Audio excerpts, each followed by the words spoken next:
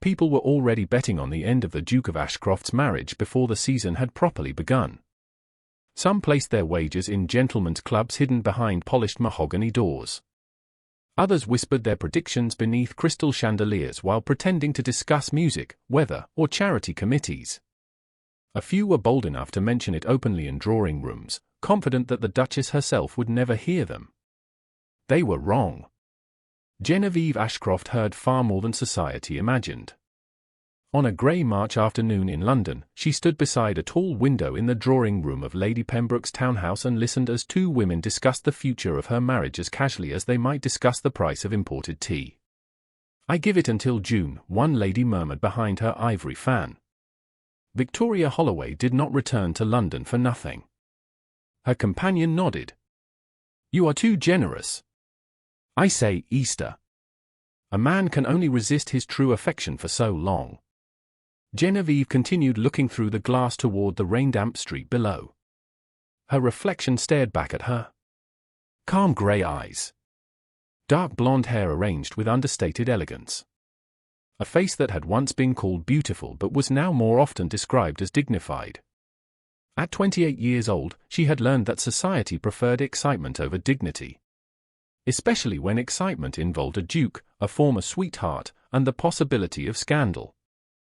Neither woman realized she stood close enough to hear every word.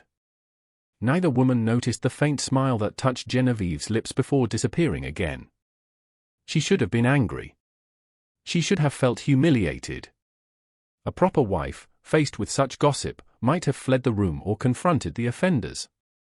Instead, Genevieve calmly lifted her teacup and took a sip. The tea had gone cold. She barely noticed. Across the room, Lady Pembroke was entertaining a cluster of guests near the fireplace. Their conversation drifted through the air in fragments. Politics. Investments. The upcoming spring season. And always, eventually, Victoria Holloway. Victoria had been back in London for exactly 12 days. 12 days had been enough to ignite rumours across every ballroom, opera house, and country estate in southern England. Genevieve could not remember another woman causing such excitement with a simple return from the continent. Then again, most women had not once been expected to marry Sebastian Ashcroft before fate intervened. Fate. Society loved that word. It made betrayal sound romantic and disappointment seem poetic. The truth was usually much less elegant. "Your Grace." A familiar voice interrupted her thoughts. Genevieve turned to find her younger brother approaching through the crowd. Theodore Hartwell was 2 years younger than she was and infinitely less skilled at concealing his emotions. Concern was written plainly across his face. "I have been looking for you." "Then your search has been successful." "Genevieve." He lowered his voice. "Have you heard what they are saying?" "Which particular rumor?" she asked. "There seem to be hundreds this week." Theodore frowned. "I am serious." "So am I." His expression tightened further. "I do not understand how you remained so calm." Genevieve glanced toward the women who had been discussing her marriage moments earlier. They immediately looked away. Perhaps because becoming upset would accomplish very little. Most wives would be furious. Most wives are not me. Theodore studied her carefully. "You know something." For the briefest moment, amusement flickered in her eyes. "Do I?" "Yes." He leaned closer. "I have known you my entire life. Whenever you become this calm, someone else should be worried." A soft laugh escaped her. "That is not a particularly flattering assessment of my character." "It is accurate." Before she could respond, a sudden shift in the room drew everyone's attention toward the entrance. Conversations faltered. Fans paused mid-motion. Even the servants seemed momentarily still. Genevieve followed the movement instinctively. Sebastian had arrived. The Duke of Ashcroft stood in the doorway, tall and composed in a dark evening coat that emphasized the broad line of his shoulders. At 34, he possessed the sort of presence that altered the atmosphere of a room simply by existing within it. Years of responsibility had sharpened his features rather than softened them. His dark hair was touched by the faintest hint of silver near the temples. His expression revealed almost nothing.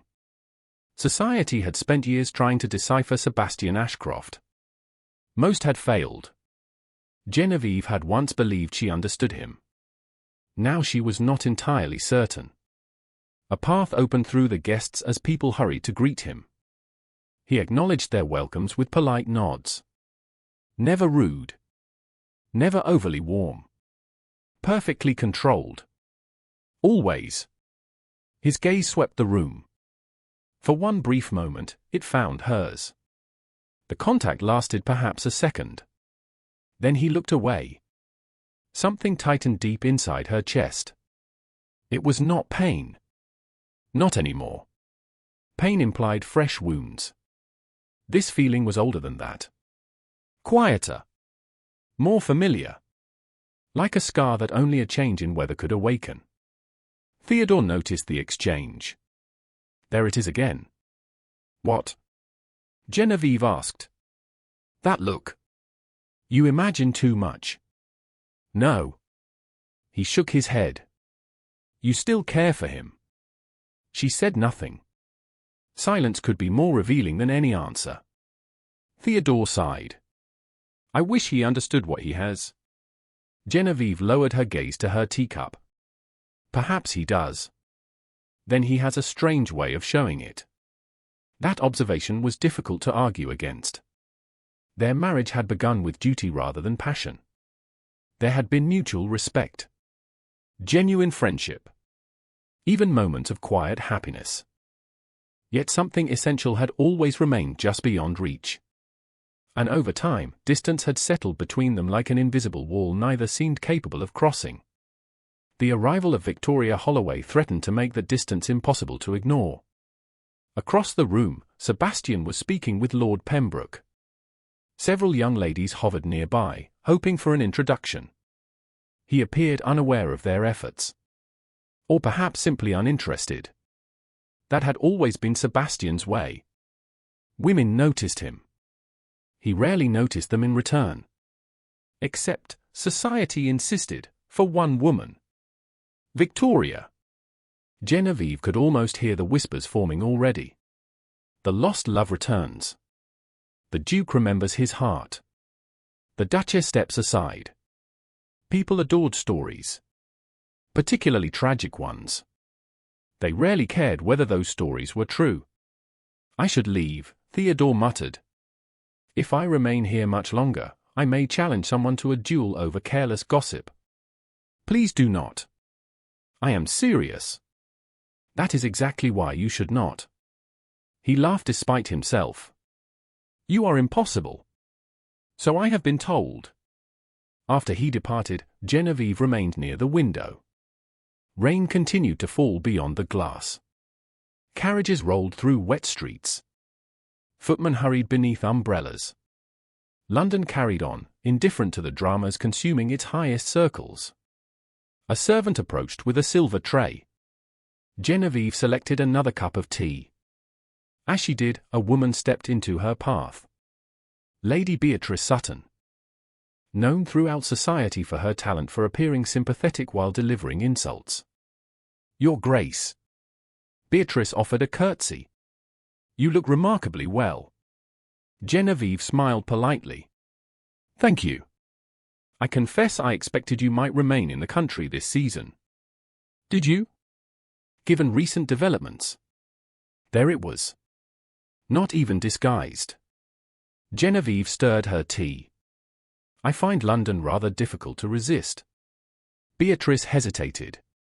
Perhaps disappointed by the lack of reaction. Of course. Genevieve met her eyes. And I have never been in the habit of surrendering my place simply because others expect me to. A faint flush appeared on Beatrice's cheeks. Naturally. The woman excused herself moments later. Genevieve watched her go. Then she glanced across the room. Sebastian was still speaking with guests. Yet something unexpected happened. As if sensing her attention, he looked toward her again. This time the glance lasted slightly longer. Not enough for anyone else to notice. Long enough for her to feel it. A strange expression crossed his features. Curiosity, perhaps. Or concern. Then it vanished. Genevieve looked away first. Outside, the rain finally began to ease. Sunlight pushed weakly through clouds. The room brightened. Around her, conversations resumed their normal rhythm. Laughter returned. Rumors continued their endless migration from one corner of society to another. Yet beneath the surface, something was changing. Genevieve could feel it. Like the first distant tremor before a storm. Victoria Holloway believed she had returned to claim a victory that should have belonged to her years ago. Society expected a public humiliation. They expected tears, jealousy, and defeat. They expected a Duchess desperately trying to save a failing marriage. Genevieve lowered her gaze to the delicate gold bracelet hidden beneath her sleeve. A small key hung from it. Few people had ever noticed. Fewer still understood its significance. Her fingers brushed the metal briefly. Then she released it. 3 years. 3 years of patience. 3 years of questions. 3 years spent waiting for the right moment. Across the room, another burst of laughter erupted at the mention of Victoria's name. Genevieve smiled to herself. Very few people understood what game was truly being played. And none of them realized that the woman they pitied had never been the one in danger. The carriage ride home was quiet. Not because there was nothing to say, but because some silences carried more weight than conversation. The streets of Mayfair glistened beneath the fading light of late afternoon. Rainwater reflected rows of elegant townhouses and flickering gas lamps that were beginning to awaken one by one as evening approached. Genevieve sat opposite her husband inside the Ashcroft carriage. The rhythmic sound of the wheels against wet cobblestones filled the space between them. Sebastian appeared absorbed in a document he had brought from the gathering. Whether he was actually reading it remained unclear. Genevieve looked through the window instead. Neither mentioned Lady Pembroke's reception. Neither mentioned Victoria Holloway. The omission itself felt significant. They arrived at Ashcroft House shortly before 6 o'clock. The London residence occupied a prestigious corner in Mayfair, its pale stone facade reflecting generations of wealth and influence. Uniformed footmen hurried forward as the carriage stopped. Moments later Genevieve stepped into the familiar entrance hall. Warmth greeted her immediately. The scent of polished wood, beeswax, and fresh flowers lingered in the air. Home. At least in appearance. Your Grace. The butler bowed respectfully. There is correspondence awaiting you in the morning room. Genevieve paused. Anything urgent? One letter arrived by special messenger this afternoon. Something in his expression made her pay closer attention. Thank you, Mr. Fletcher. Sebastian had already disappeared toward his study upstairs. She watched him go briefly before turning away. Once, years ago, he would have asked about her day. Once, she would have known exactly how his afternoon had passed. Strange how distance could grow gradually enough that neither person noticed until it had become impossible to ignore. The morning room overlooked a small private garden sheltered from the noise of London. Soft evening light filtered through tall windows. A silver tray waited on a nearby table. Several letters lay neatly arranged beside it. Genevieve crossed the room and examined the stack. Invitations. Charity requests. Household accounts. Then she saw the final envelope. Her hand froze. The paper was old. Not ancient, but old enough to stand apart from the others. Cream-colored. Slightly worn. No seal. No return address. Her heartbeat slowed rather than quickened. 3 years of preparation had taught her patience. She picked up the envelope carefully. The handwriting on the front belonged to someone long dead. For a moment she simply stared. Then she opened it. Inside was a folded sheet of paper. Another key. And a short message. Only 8 words. The package has arrived. The truth is waiting. Genevieve closed her eyes briefly. So, it had finally come. A soft knock interrupted her thoughts. Enter. The door opened and Theodore stepped inside. I hoped I would find you here. She smiled faintly. You seem to spend half your life looking for me lately. Someone has to. He stopped when he noticed her expression. What happened? Genevieve handed him the note. Theodore read it once. Then again. Who sent this? I do not know. You expected it? Yes. His gaze shifted to the small brass key resting beside the letter. Another key. Another key. Theodore sank into a nearby chair. Genevieve, there comes a point when mystery ceases to be intriguing and becomes deeply frustrating. A laugh escaped her. I imagine you crossed that point some time ago. Months ago. He leaned forward. Tell me what this means. She considered him for a moment. Theodore had earned honesty. More than anyone else, perhaps. Yet even now there were pieces she could not reveal. Not until she had proof. Not until the timing was right.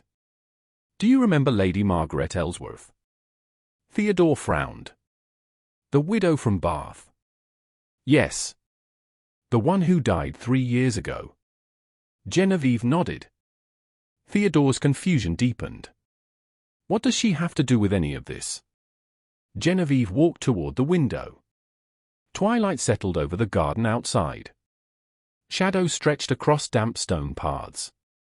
Before her death, Lady Margaret entrusted something to me. What? Questions. Theodore blinked. Questions. Questions she believed someone wanted forgotten. Silence settled briefly between them. Theodore rose slowly. This has something to do with Victoria. Genevieve did not answer immediately. Perhaps. That means yes. He exhaled heavily. Good God. Do not sound so shocked. I am not shocked. I am horrified that you have apparently been conducting a secret investigation for 3 years while attending balls and charity events as though nothing was wrong. It sounds rather dramatic when you describe it that way. Because it is dramatic. For the first time all day, genuine amusement touched her features. Theodore pointed accusingly. There. That expression. That is exactly what worries me. I assure you I remain perfectly harmless. I have known you since birth. No one who looks that calm is harmless. Before Genevieve could respond, another knock sounded at the door. A maid entered carrying a silver tray. Your Grace. His Grace requests your presence at dinner this evening. Theodore immediately looked between them. That is unusual. It was. Sebastian often dined separately when business occupied him. Their schedules frequently overlapped. They also frequently did not. Thank you, Genevieve said. Please inform His Grace I shall join him. The maid curtsied and withdrew. Theodore waited until the door closed. Interesting. Do not start. I did not say anything. You were about to. Perhaps. Genevieve shook her head. Yet inwardly she felt the same surprise. Sebastian rarely made requests without reason. Especially lately. An hour later she entered the formal dining room. Candlelight illuminated polished silver and crystal. A fire burned quietly in the marble hearth. Sebastian was already seated at the far end of the table. He stood when she entered. Always polite. Always proper. Good evening. Good evening. She took her place opposite him. Servants appeared and disappeared with practiced efficiency. The first course arrived. Then the second. Conversation remained minimal. Not uncomfortable exactly. Merely cautious. As though both were navigating terrain neither fully understood. Finally Sebastian set down his wine glass. I heard Lady Pembroke hosted a successful gathering. Genevieve nearly smiled. Such an indirect approach. I believe she would consider it successful. Attendance seemed respectable. Very. A brief pause followed. Then he said, I imagine Victoria Holloway was discussed. There it was. Direct at last. Genevieve met his gaze calmly. Quite extensively. Something unreadable crossed his face. I see. You sound surprised.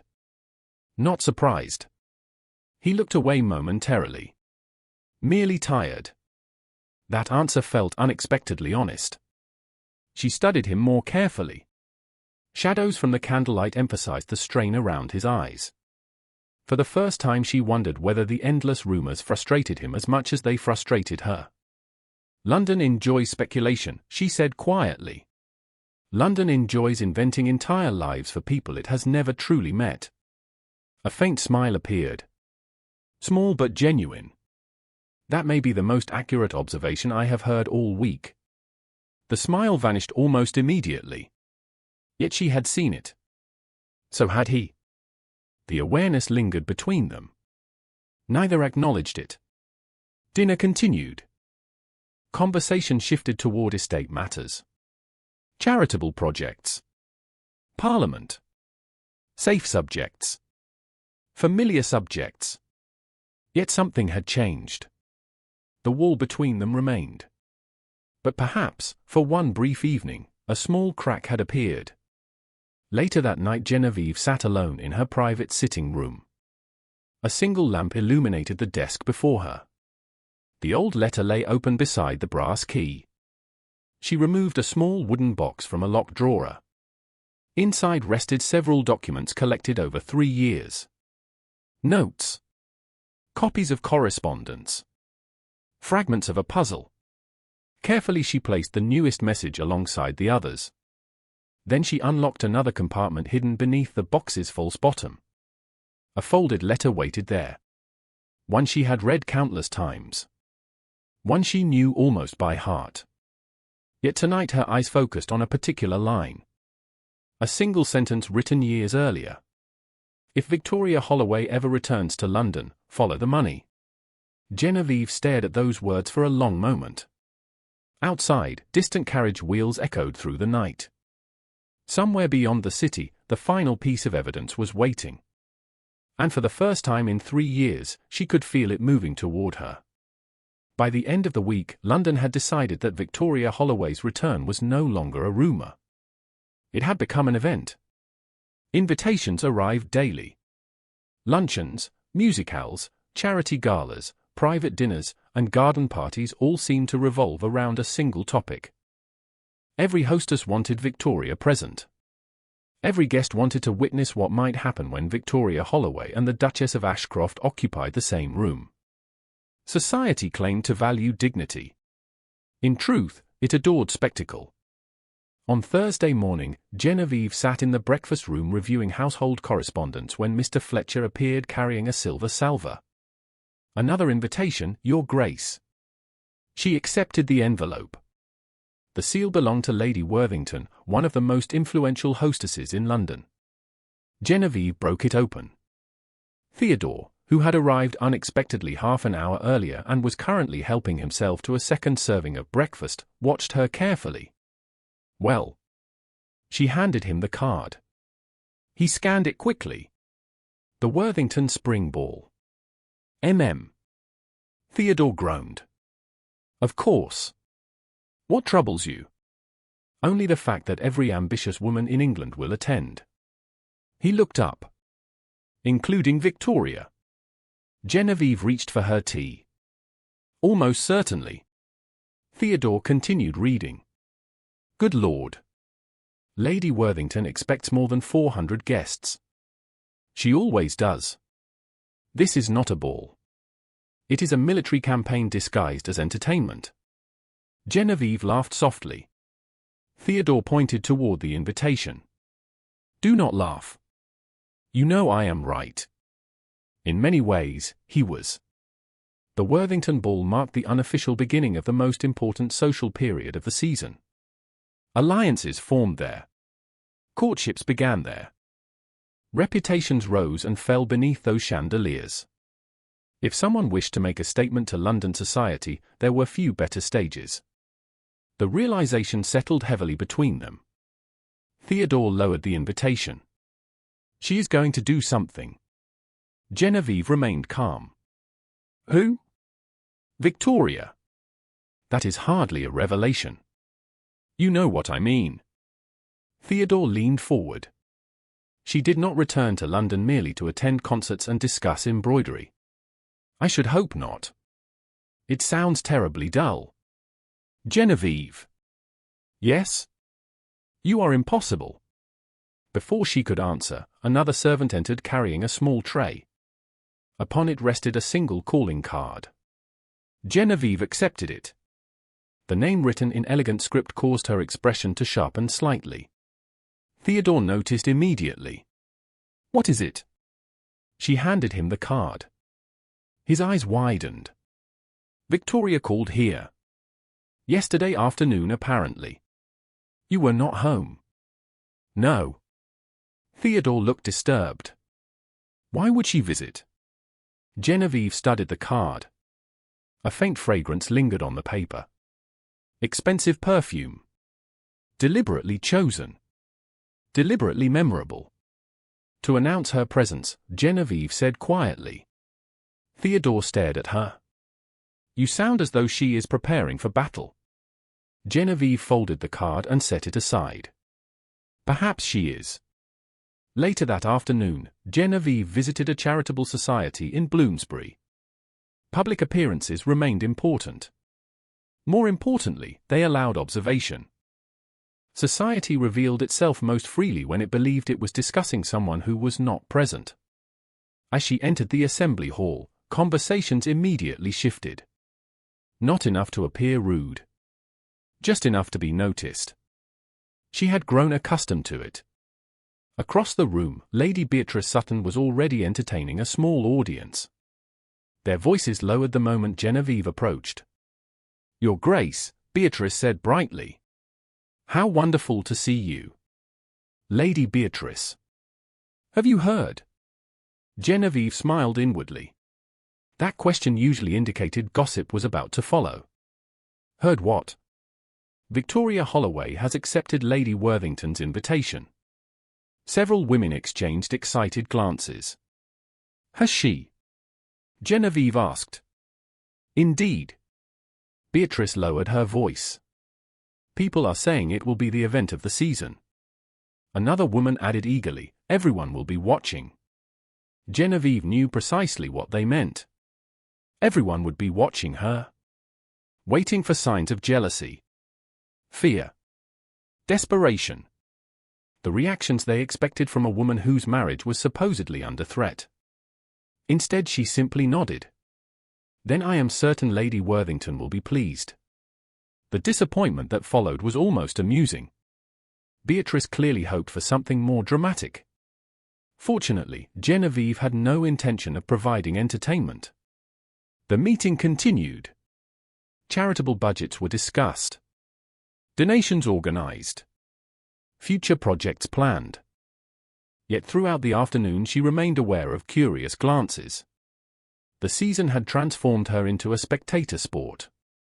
The irony was that most observers understood almost nothing. By the time she returned to Ashcroft House, dusk had begun settling over London. Gas lamps glowed along the streets. Carriages rolled past in steady streams. Inside the house, warmth and quiet greeted her. She had just removed her gloves when Mr. Fletcher approached. Your Grace, a gentleman called while you were away. Genevieve paused. Did he leave a name? Mr. Nathaniel Price. For the first time all day, genuine surprise crossed her face. Nathaniel Price. Lady Margaret Ellsworth's former solicitor. A man who had vanished from London nearly 2 years earlier. Did he leave a message? Mr. Fletcher handed her a folded note. Genevieve opened it immediately. The message was brief. Meet me tomorrow. The information cannot wait. She read it twice. Then a third time. Her pulse remained steady, but something deeper stirred. Anticipation. Concern. Hope. 3 years of searching had produced fragments. Questions. Possibilities. Never certainty. Perhaps that was about to change. Your Grace? Mr. Fletcher asked gently. She folded the note. Thank you. That will be all. Once alone, she crossed to the nearest window. Night had fully arrived. Reflections shimmered across the glass. Her own face looked back at her. Calm. Controlled. Patient. Yet beneath that composure, thoughts moved rapidly. If Nathaniel Price had returned, something significant had happened. He would not risk exposure otherwise. A knock sounded behind her. She turned. Sebastian stood in the doorway. For a moment neither spoke. The quiet felt oddly familiar.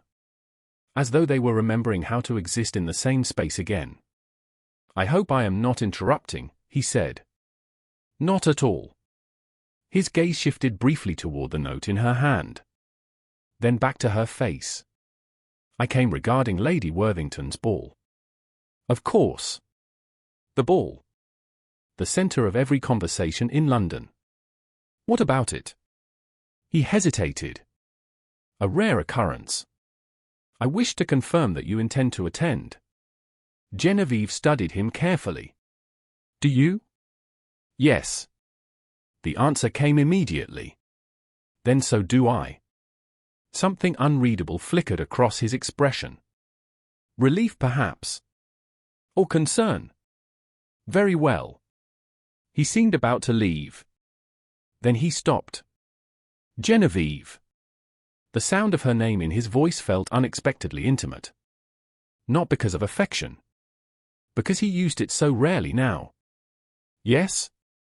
The next few weeks may be unpleasant. She waited. London can be cruel when it senses weakness.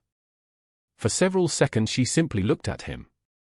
The statement carried more meaning than either acknowledged. At last she said, Fortunately, I have never been particularly weak.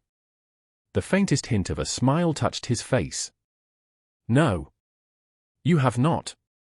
Then he left. Genevieve remained by the window long after the door closed. Outside, the city continued its endless movement. Inside, her thoughts returned to Nathaniel Price. To Lady Margaret. To the letter hidden inside her locked box. To Victoria Holloway. Somewhere within those connections lay the truth she had spent 3 years pursuing. And for the first time, she sensed that the game was accelerating. Meanwhile, elsewhere in London, another woman was preparing her own strategy. Victoria Holloway had not crossed an ocean and returned to England for nostalgia. She had come with a purpose. Soon enough, all of London would discover what that purpose truly was. The Worthington Ball was only days away. And before the first waltz even began, the season had already become a war disguised as courtesy. The Worthington Ball began long before the first carriage arrived. By noon, London was already discussing it. By 4 o'clock, every fashionable drawing room seemed occupied by women selecting gowns and men pretending they were not interested in the evening ahead. By 8 o'clock, the city had transformed anticipation into spectacle. Hundreds of carriage lamps illuminated the broad avenue leading to Worthington House. Music drifted from open windows. Laughter echoed beneath the spring night sky. The grand townhouse blazed with light from top to bottom. Crystal chandeliers illuminated marble floors polished to perfection. Fresh flowers adorned every available surface. Uniformed servants moved with military precision through crowds of aristocrats eager to see and be seen. Genevieve stood before the mirror in her dressing room at Ashcroft House while her maid completed the final adjustments to her gown. The silver blue silk reflected candlelight softly. Elegant rather than dramatic. Refined rather than attention-seeking.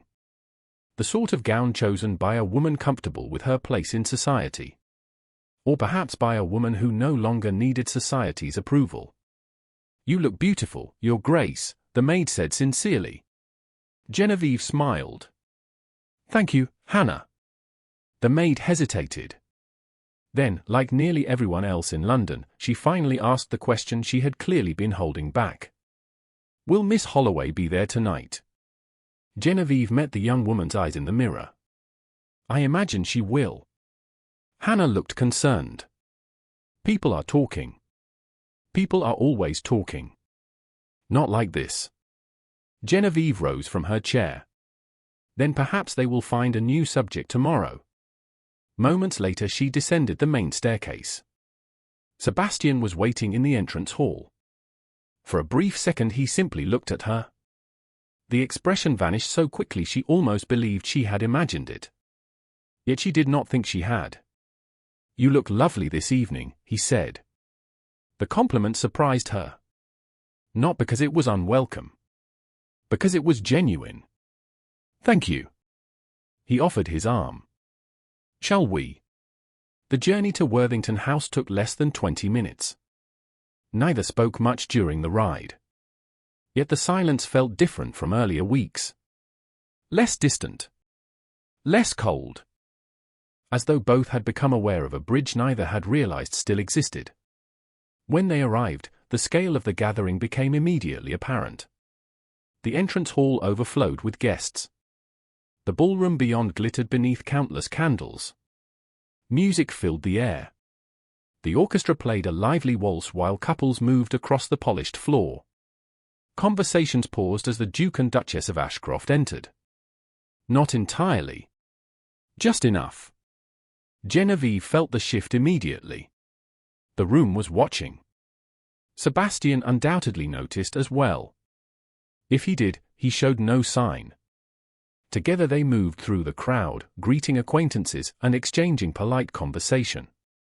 Yet beneath every interaction lingered the same unspoken question. Where was Victoria Holloway? Nearly an hour passed before the answer arrived. Genevieve was speaking with Lady Worthington near one of the ballroom's enormous windows when a sudden ripple moved through the crowd. It began near the entrance. Then spread outward like a stone dropped into still water. Heads turned. Conversations faltered.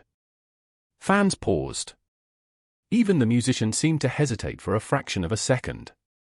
Lady Worthington sighed. And there she is. Genevieve looked toward the doorway. Victoria Holloway stood framed beneath the chandelier's golden light. She was undeniably beautiful. Dark hair. Perfect posture. A deep crimson gown designed to attract attention from the instant she entered a room. It succeeded admirably. Every eye followed her. Every whisper intensified. Victoria appeared entirely aware of the effect. Her smile suggested satisfaction rather than embarrassment. She moved through the crowd with effortless confidence. Stopping occasionally to greet acquaintances. Accepting compliments. Encouraging admiration. The performance was flawless. Until her gaze found Sebastian. The room seemed to hold its breath. Genevieve felt it happen. Not because of emotion. Because hundreds of other people felt it too. Victoria smiled. Then she began walking directly toward them. Lady Worthington muttered something under her breath and discreetly retreated. Genevieve could hardly blame her. Victoria approached gracefully. Sebastian turned as she arrived. For a brief moment nobody spoke. Then Victoria curtsied. Your Grace. Her eyes remained fixed on Sebastian. It has been a very long time. Sebastian inclined his head politely. Miss Holloway. Nothing more. Nothing less. The exchange should have ended there. It did not. Victoria's smile widened. I was beginning to wonder if London had changed you. London changes very little. That is true. Her gaze shifted briefly toward Genevieve. Some things remain exactly where they were. The implication was subtle enough to maintain propriety. Obvious enough for everyone nearby to understand. Genevieve merely smiled. Welcome back to England, Miss Holloway. Victoria looked almost disappointed by the civility. You are very kind. Not particularly. The silence that followed carried an edge. Then another guest arrived. Conversation resumed. Victoria eventually drifted away. Yet the tension remained. Throughout the next hour she seemed to appear wherever Sebastian happened to be. At first the encounters looked accidental. Then increasingly less so. She joined conversations already in progress. Positioned herself nearby during dances. Found reasons to speak to mutual acquaintances. None of it violated etiquette. All of it attracted attention. Genevieve observed calmly. She noticed more than most people realized. She noticed Sebastian growing increasingly uncomfortable. She noticed Victoria becoming bolder. Most importantly, she noticed the audience. London loved narratives. Tonight the narrative was writing itself before their eyes. Shortly before midnight, the orchestra announced a new waltz. Couples gathered eagerly near the dance floor. The crowd shifted. Voices rose. Crystal chandeliers cast golden light across swirling silk and polished black coats. Genevieve stood near a marble column speaking with Theodore, who looked ready to strangle half the ballroom. "I dislike this woman more every minute," he muttered. "Try not to look so murderous." "I am attempting restraint." "Poorly." Theodore opened his mouth to reply. Then stopped. His expression changed instantly. Genevieve followed his gaze. Across the ballroom, Victoria had approached Sebastian once again. They stood near the edge of the dance floor surrounded by dozens of guests. At first nothing appeared unusual. Then Victoria stepped closer. Too close. Sebastian frowned slightly. He seemed about to say something. Before he could, Victoria reached up. Gasps erupted from nearby spectators. Time seemed to slow. The ballroom froze. Conversations vanished. Music continued for perhaps 2 more notes before even the orchestra faltered. In full view of London society, Victoria pressed a brief kiss against Sebastian's cheek. It lasted only a moment. Nothing improper by modern standards. Everything improper by theirs. Shock rippled through the room. Yet the act itself was not what transformed the moment into scandal. It was what happened immediately afterward. Victoria turned her head. Her eyes found Genevieve across the crowded ballroom. And she smiled. Deliberately. Triumphantly. As though issuing a challenge before hundreds of witnesses. Silence spread through the room. Everyone looked at the Duchess of Ashcroft. Every aristocrat. Every debutante. Every ambitious mother. Every gossip. Every observer who had spent weeks anticipating exactly this possibility. They waited. They expected outrage. Tears. Humiliation. A dramatic departure. Some sign that the wound had landed. Theodore went rigid beside her. Across the ballroom, Sebastian looked genuinely stunned for perhaps the first time in years. Victoria remained perfectly still. Waiting. Watching. The entire room waited with her. And for the first time that evening, Genevieve finally smiled. Not the polite smile of a duchess fulfilling social obligations. Not the distant smile she used to survive London's endless scrutiny. This smile was different. Calm. Certain. Almost amused. Which was precisely why a chill passed through Victoria Holloway's expression for the first time that night. For 3 full seconds, nobody moved. The silence that settled over the ballroom felt almost physical. Hundreds of people stood suspended between shock and anticipation. The orchestra remained frozen. Conversations died mid-sentence. Even the servants seemed uncertain whether they should continue moving through the crowd. Every eye remained fixed on Genevieve. Theodore's hand tightened around the stem of his champagne glass. "Tell me I imagined that." Genevieve did not take her eyes off Victoria. "You did not." "Good God." "Language." "This is not the time." Across the ballroom, Sebastian still appeared stunned. Victoria's smile remained firmly in place. Yet something had shifted. It was subtle, barely visible. The certainty behind her expression had weakened. Only slightly. Because Genevieve had not reacted the way she expected. Most women would have. Most wives would have. That was Victoria's mistake. Genevieve slowly set down her fan. Then she began walking. The crowd parted instinctively. Guests stepped aside without realizing they were doing it. A pathway opened through the center of the ballroom. Victoria's smile brightened as Genevieve approached. Clearly she believed a confrontation was finally coming. The audience believed it as well. Theodore muttered something that sounded suspiciously like a prayer. Genevieve continued forward. Her posture remained graceful. Her expression remained composed. Not a trace of humiliation appeared on her face. By the time she reached the center of the ballroom, even the musicians were watching. Sebastian looked at her carefully. There was concern in his eyes now. Genuine concern. Perhaps he expected anger. Perhaps he feared he deserved it. Genevieve stopped several feet away. Victoria lifted her chin. "Your Grace." "Miss Holloway." Another silence followed. This one even more dangerous. Then Genevieve did something that nobody expected. She reached for a champagne flute resting on a nearby tray. The servant nearly dropped it from surprise. Calmly she raised the glass. The gesture instantly attracted everyone's attention. "Miss Holloway," Genevieve said clearly enough for those nearest to hear. The room strained to listen. "Allow me to offer my congratulations." Victoria blinked. Just once. It was the first genuine crack in her confidence. "My congratulations?" "Of course."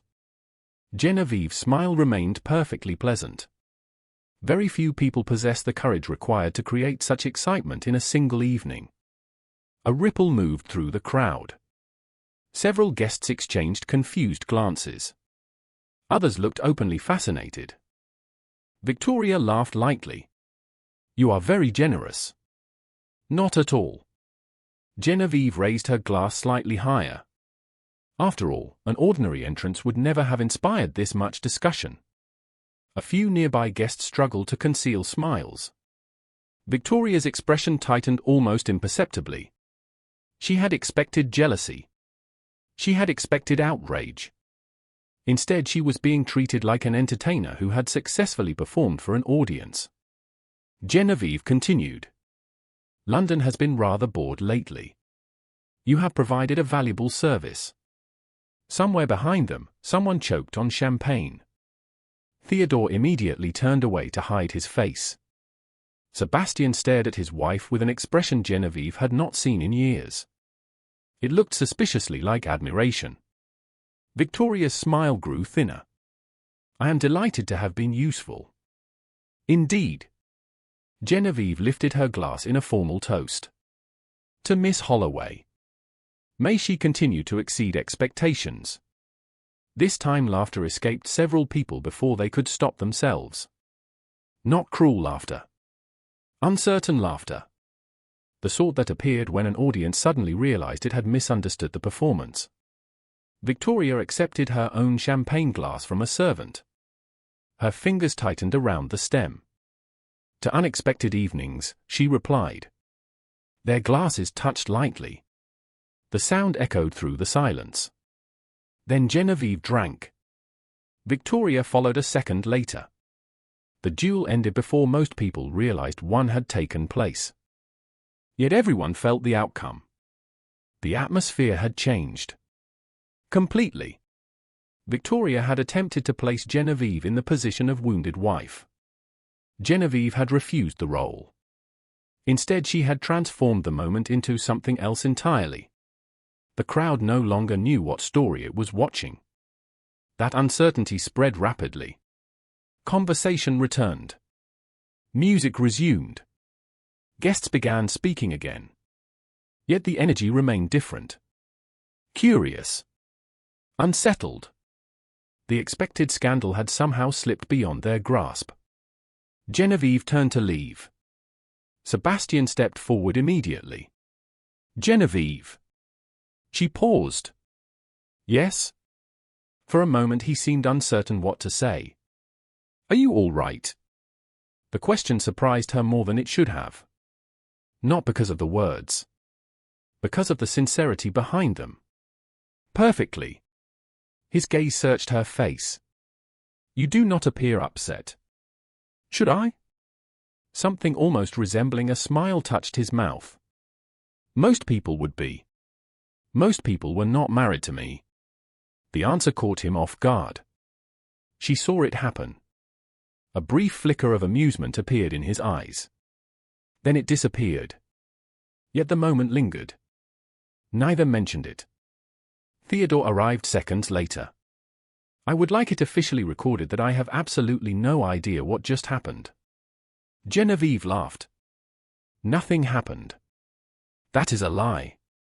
Theodore glanced toward Victoria. Something definitely happened. Sebastian surprised both of them by speaking first. I agree. Theodore looked delighted. You see? Genevieve shook her head. Both of you are being dramatic. Says the woman who just dismantled an entire scandal using a champagne toast. Theodore lowered his voice. You frightened her. Nonsense.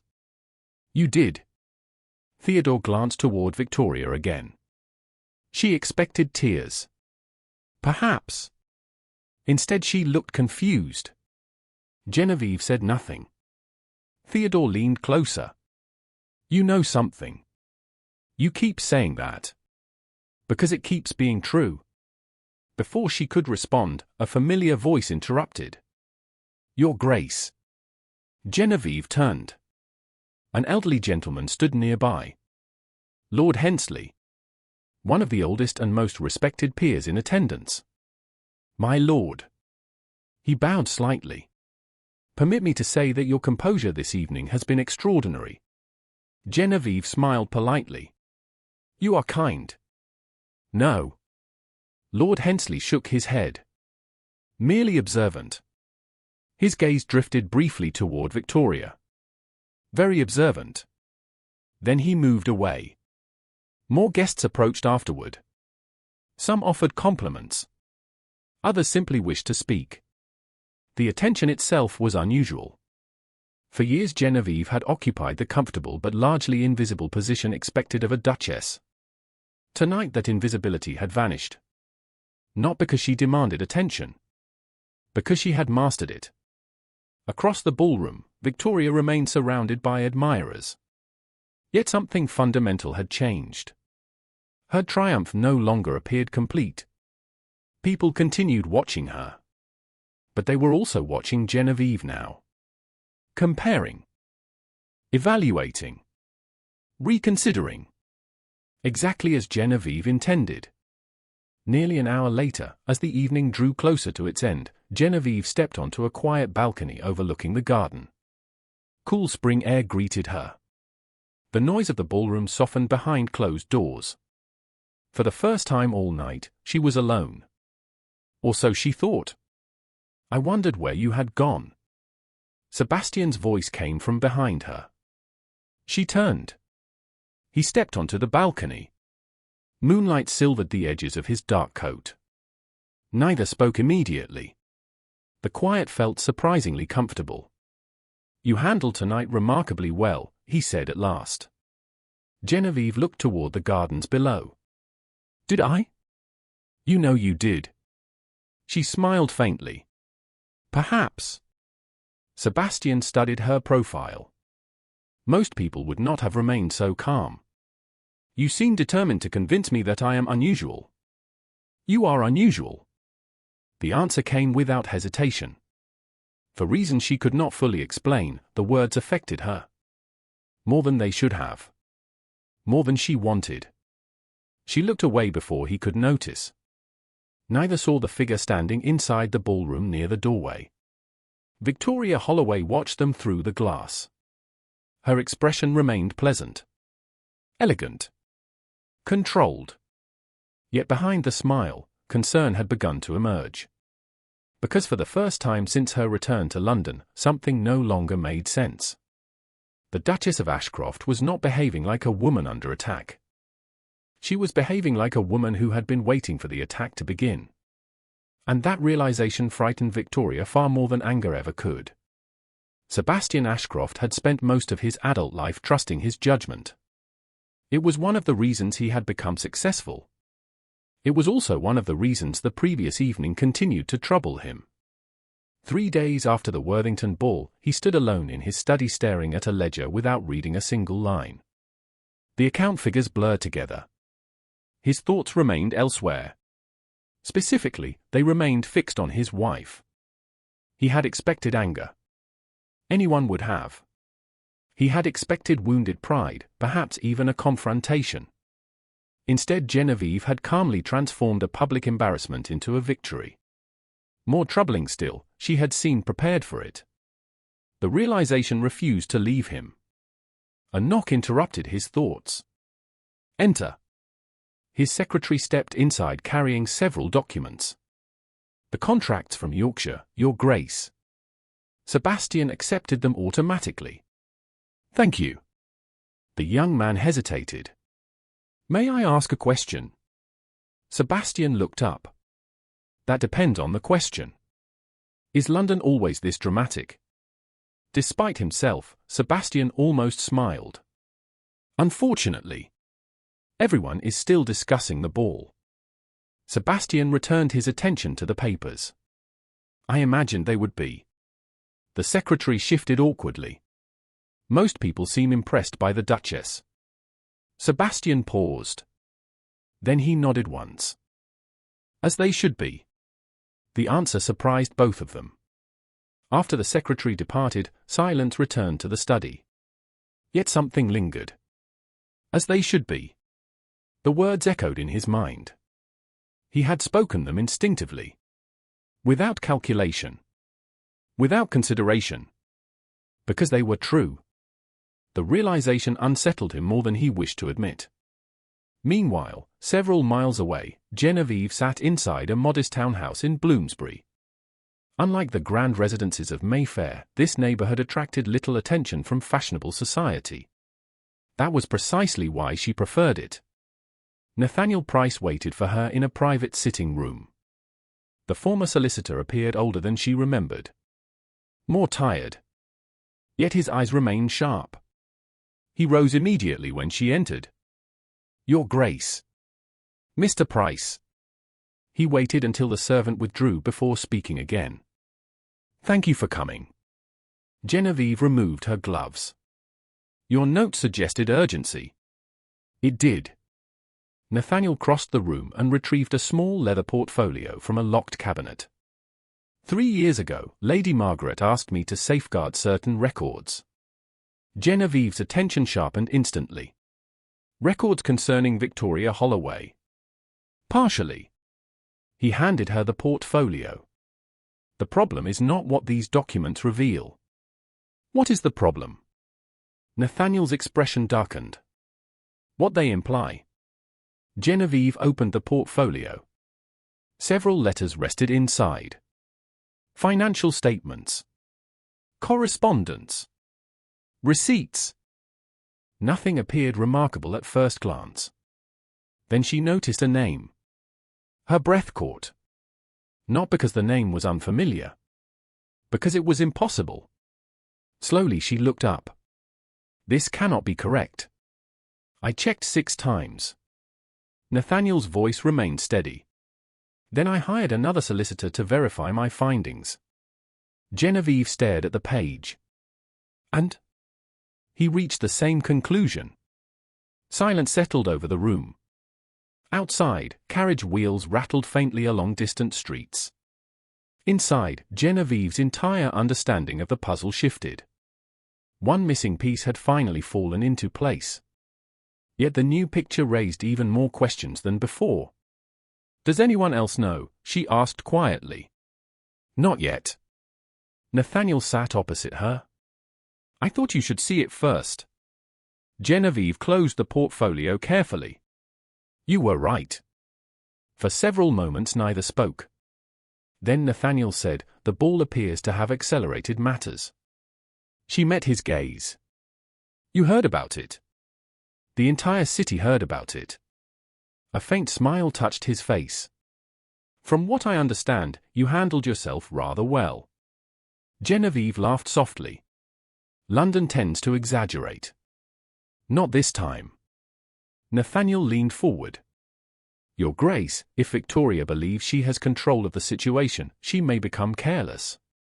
The possibility had already occurred to Genevieve. Carelessness created opportunities. Opportunities created mistakes. And mistakes revealed truth. "I hope you are right," she said. "I am." Nathaniel hesitated.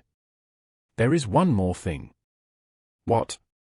He reached into his coat pocket and produced a folded note. "This arrived yesterday." Genevieve accepted it.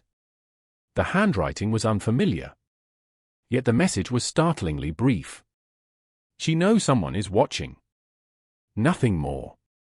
No signature. No explanation. Yet the meaning was obvious. Victoria had become suspicious. Genevieve folded the note carefully. "Interesting." Nathaniel studied her. "That is not the reaction I expected." "What reaction did you expect?" "Concern." Genevieve smiled faintly. "Concern is useful only when it produces action." "And does it?" "No." She placed the note inside the portfolio. "But information does." Across London, Victoria Holloway sat inside an elegant drawing room surrounded by admirers. The gathering looked informal. The conversation sounded harmless. Yet Victoria paid little attention to either. Her thoughts remained elsewhere. Specifically, they remained fixed on Genevieve Ashcroft. A young woman seated nearby laughed. "You certainly captured everyone's attention at the ball." Several guests smiled. Victoria returned the smile automatically. "That was never my intention." Nobody believed her. Not even slightly. Another woman leaned forward. The Duchess surprised everyone. Victoria's expression remained unchanged. "Did she?" "Absolutely." The woman laughed. Most people expected tears.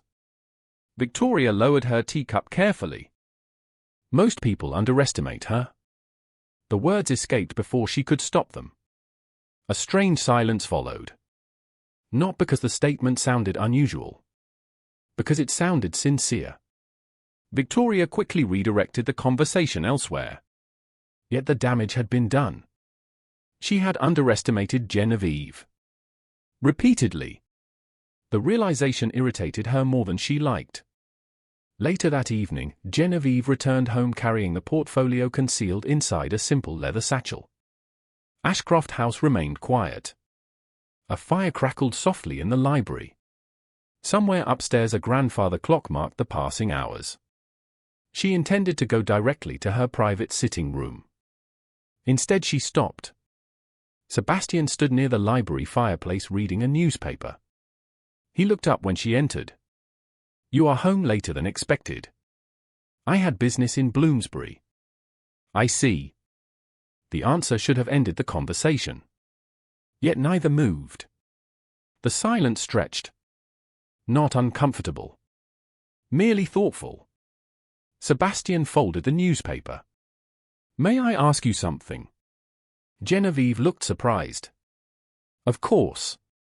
He hesitated. Once again. The second time in a week. "What happened at the ball?" The question was not what she expected. "You were there." "I know." His gaze remained fixed on hers. "That is not what I mean." Understanding slowly dawned. He was not asking about Victoria. He was asking about her. "Why did you react the way you did?" Genevieve considered the question carefully. At last she said, "Because some battles are won before they begin." Sebastian stared at her. "That sounds like something a general would say." "Perhaps I missed my calling." To her surprise, he laughed. The sound was brief. Genuine. Unexpected. It transformed his entire face. For a moment he looked years younger. Less burdened. Less distant. Genevieve found herself staring. Then the moment passed. Yet neither seemed eager to leave. Genevieve. Her name sounded different now. Softer somehow. Yes? Sebastian studied her carefully. I think there is something you are not telling me. The observation struck dangerously close to the truth. I am certain there are many things I have not told you. You know what I mean. She held his gaze. Do I? A faint smile appeared. There it is again. What? That expression. His eyes narrowed slightly. The one that suggests you know exactly what is happening while the rest of us struggle to keep pace. Genevieve felt laughter threaten. That sounds terribly arrogant. It sounds accurate. For several seconds they simply looked at each other. Then a servant entered carrying correspondence. The moment dissolved immediately. Reality returned. Responsibilities returned. Distance returned. Yet as Genevieve climbed the staircase later that night, she could not ignore a growing certainty. The investigation was progressing faster than ever before. Victoria was becoming uneasy. Nathaniel had uncovered evidence that changed everything. And Sebastian was beginning to ask questions. For 3 years she had waited patiently. For 3 years she had moved pieces into position. Now, at last, the game itself had truly begun. 3 years earlier, Genevieve had not been searching for secrets. She had been searching for answers. There was a difference. Secrets implied intention. Answers implied confusion. At the time, confusion seemed far more likely. The memory returned to her often now. Especially on nights when the house had fallen silent and the distance between herself and Sebastian felt impossible to measure. It had begun during the final weeks of Lady Margaret Ellsworth's life. Lady Margaret had been one of the few women in London who possessed both extraordinary intelligence and absolutely no interest in social approval. At 72, she had earned the freedom to speak honestly. Most people found that unsettling. Genevieve had found it refreshing. 3 years ago, on a rainy afternoon in Bath, Genevieve visited the elderly widow during what everyone assumed would be their final meeting. The illness itself was not severe. Age simply had its own timetable. Lady Margaret sat beside a window overlooking a small garden washed silver by spring rain. A blanket covered her knees. Several books rested nearby. Her sharp blue eyes remained unchanged. You look tired, the older woman observed. Genevieve laughed softly. You always begin with uncomfortable truths. Because pleasant lies waste time. Genevieve settled into the chair opposite her. Then I suppose I should thank you for your efficiency. Lady Margaret smiled. Your marriage troubles you. The statement was so direct that Genevieve nearly laughed again. You truly have no patience for subtlety. None whatsoever. Lady Margaret adjusted the blanket. Do not worry. I am not asking whether your husband loves you. Genevieve lowered her gaze. That is fortunate. I am asking whether you trust him. The question struck far deeper. Trust. Such a simple word. Yet the answer refused to come easily. I believe he is honorable, Genevieve said at last. That is not the same thing. No. It was not. Lady Margaret watched her carefully. You are wondering about the letters. Genevieve went completely still. Very few people knew about the letters. Fewer still knew how deeply they had influenced the course of her marriage. How did you know?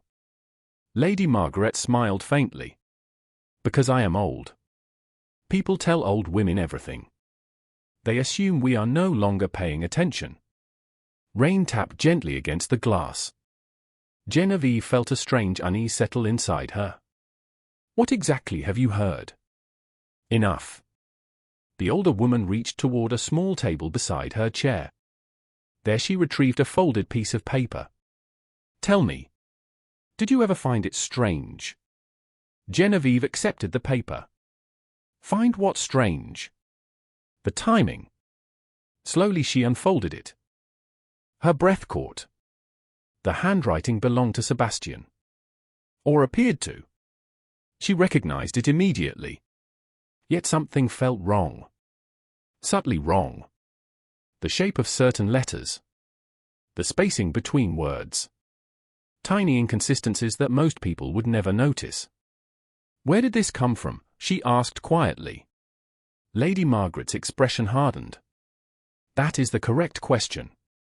Genevieve looked up sharply. What do you mean? I mean that some correspondence is genuine. Lady Margaret leaned forward. And some is merely convincing. Silence settled between them. Outside, the rain continued falling. Inside, Genevieve felt the first tremor of a possibility she had never previously considered. You believe someone altered letters?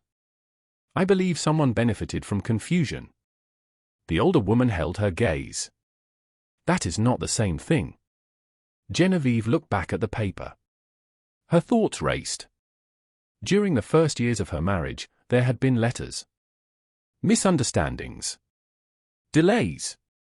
Messages that never seemed to arrive at the correct moment. Nothing dramatic. Nothing obvious.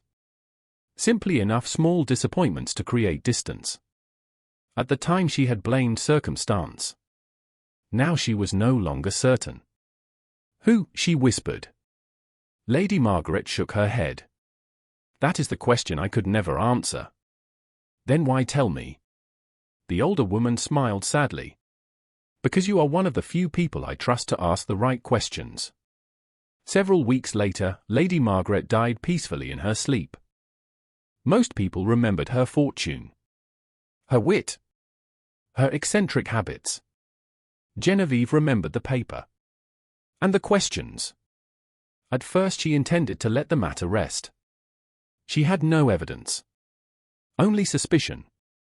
Yet suspicion has a curious way of growing when ignored. 1 month after Lady Margaret's death, Genevieve discovered the first inconsistency.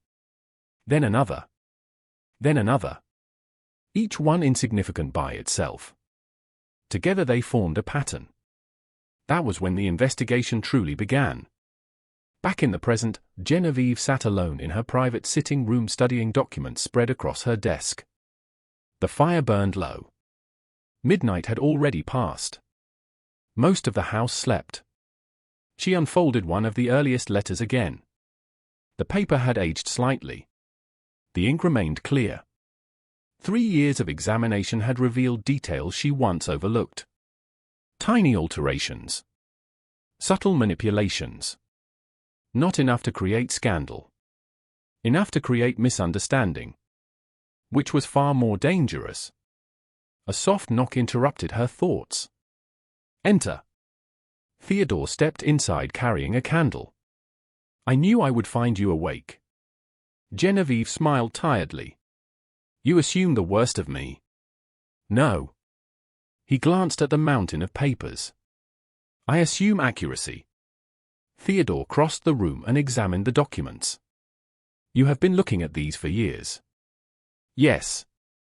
And? Genevieve hesitated. Then she handed him one particular letter. Theodore read it carefully. His brow furrowed. I do not understand. Look at the signature. He examined it again. Sebastian's signature. Almost. Theodore looked up. Almost. Not quite. He frowned. Are you saying it was forged? Genevieve leaned back in her chair. I am saying someone wanted it to appear genuine. Theodore stared at her. Good God. That seems to be your preferred response lately. Because every conversation with you becomes more alarming. He lowered the letter. Does Sebastian know? No. Why not? Genevieve looked toward the fire. The answer was complicated. More complicated than Theodore realized. Because certainty matters. You already seem certain. No. She shook her head. I am convinced. That is different. Theodore studied her carefully. You still care what he thinks. The observation landed with uncomfortable accuracy. Genevieve did not answer immediately. Finally she said, that has never been the problem. Theodore's expression softened. Then what is? She looked down at the letter resting in her hands. The paper that may have altered the course of years. The paper that may have built walls where none should have existed. What if I am right? She asked quietly. Theodore blinked. Would that not be a good thing? Would it? Her voice softened further. Imagine discovering that years of distance came from manipulation rather than choice. Silence followed. Theodore understood immediately. If she was correct, then everything changed. Not just the investigation. Not just Victoria. The marriage itself. Upstairs, somewhere beyond the walls of the house, Sebastian remained awake as well. In his study, he stood before the fireplace holding a letter of his own. Not one of Genevieve's documents. A recent invitation. Yet he had been reading the same page for nearly 10 minutes without absorbing a word. His thoughts kept returning to her. To the conversation they had shared days earlier. To the strange certainty in her eyes. To the growing realization that he understood far less about his wife than he once believed. A sudden knock sounded at his door. Enter. Mr. Fletcher appeared. Forgive the interruption, Your Grace. What is it? A visitor called earlier this evening. Sebastian frowned. At this hour? No, Your Grace. During the afternoon. The butler hesitated. The gentleman left a message. Sebastian set down the invitation. Who was he? He declined to provide a name. Something about that answer immediately captured Sebastian's attention. What message? Mr. Fletcher handed him a folded note. Sebastian opened it. There were only 6 words written across the page. Ask your wife about Bath. His expression darkened instantly. Did anyone else see this? No, Your Grace. Sebastian folded the note slowly. Bath. The city where Lady Margaret Ellsworth had lived. The city Genevieve had visited repeatedly over the past 3 years. The city connected to questions he had never thought to ask. Downstairs, unaware of the message waiting in Sebastian's hand, Genevieve carefully returned the old letters to their box. 3 years of silence. 3 years of patience. 3 years of searching. And now, for the first time, someone else had entered the game. Someone who knew enough to be dangerous. Someone who knew enough to point Sebastian toward the truth. Or toward disaster.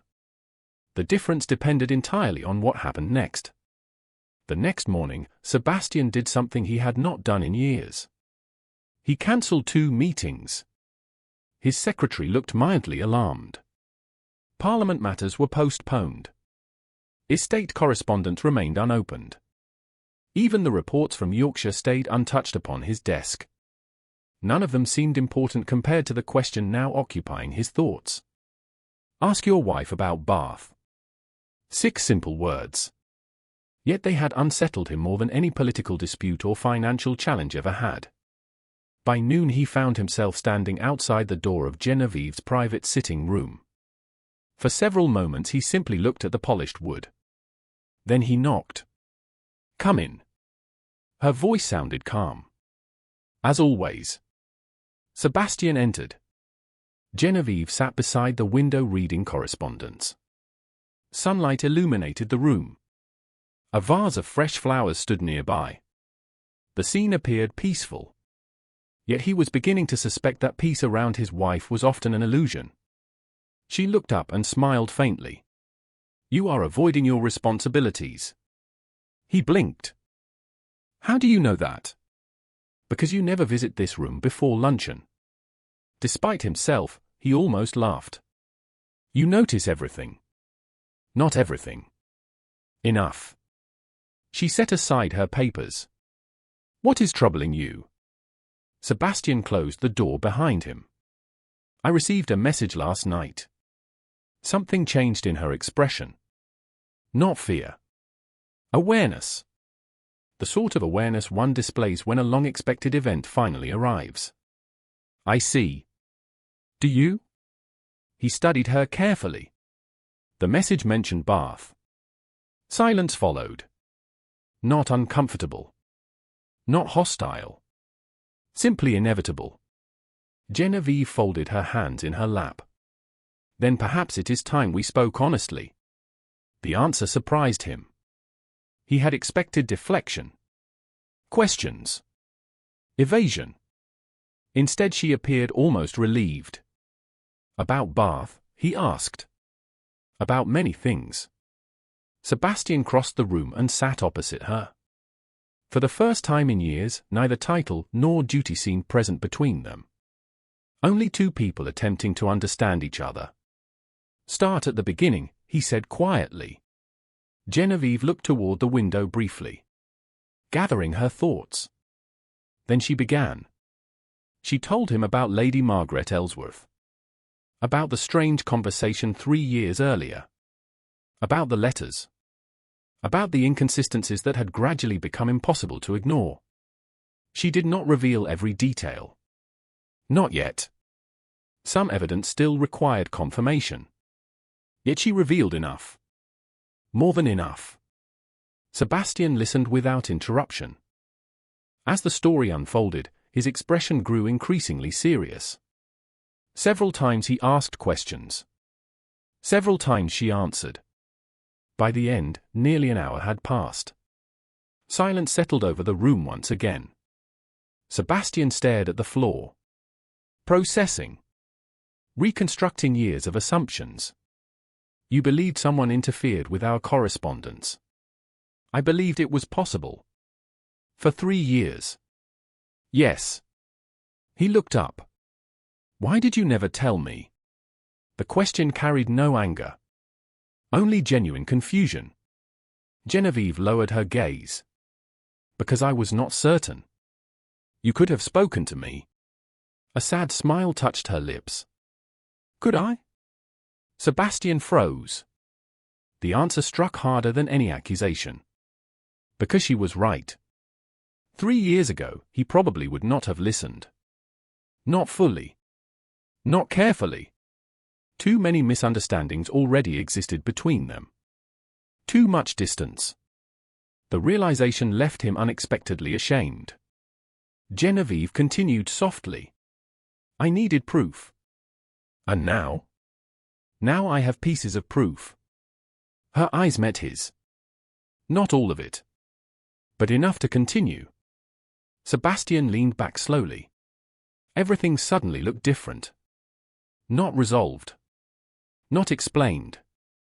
Different. For years he had assumed the growing distance in their marriage came from inevitability. Personality. Circumstance. Time. Now another possibility existed. One far more unsettling. Someone may have helped create that distance. The thought refused to leave him. Do you suspect Victoria? He asked at last. Genevieve hesitated. I suspect that many events seemed to benefit her. It was not a direct answer. Yet it was answer enough. Sebastian stood and walked toward the window. Outside, carriages moved through the street below. London continued its ordinary routines while his understanding of the past shifted beneath his feet. Why are you telling me this now? He asked quietly. Because someone wanted you to know. She did not need to mention the note. They both understood. Sebastian turned back toward her. Something inside him had changed. Not dramatically. Not all at once. Yet the shift felt undeniable. For the first time in years, he realized how much she had carried alone. The investigation. The uncertainty. The burden of being doubted before she even spoke. And through all of it she had remained composed. Dignified. Patient. The realization filled him with a respect he could no longer ignore. Later that afternoon, London provided another reminder that patience was not always rewarded. Sebastian and Genevieve attended a charity exhibition in Kensington. The event attracted much of fashionable society. Painters displayed their work. Musicians performed. Guests circulated through elegant galleries discussing art with varying degrees of sincerity. The moment Sebastian and Genevieve entered, conversations shifted. He noticed it immediately now. The glances. The whispers. The curiosity. Previously he had dismissed such things. Today he paid attention. A group of ladies stopped talking as Genevieve approached. Another group resumed whispering the instant she passed. The pattern repeated throughout the afternoon. Eventually Sebastian overheard enough. She handled it well at the ball. Perhaps too well. Do you think she already knew? Everyone knows Victoria still loves him. The poor Duchess. The final comment lingered unpleasantly. Sebastian stopped walking. The women had not noticed him. They certainly had not noticed that Genevieve heard every word. Yet she continued forward without reacting. Exactly as she always did. For the first time, Sebastian found himself irritated. Not with Genevieve. With them. With all of them. They spoke about her constantly while understanding almost nothing. The unfairness of it struck him with surprising force. One of the women finally noticed his presence. Her face immediately turned pale. The group scattered moments later. Genevieve glanced toward him. You frightened them. Good. She looked mildly surprised. That was not a very diplomatic response.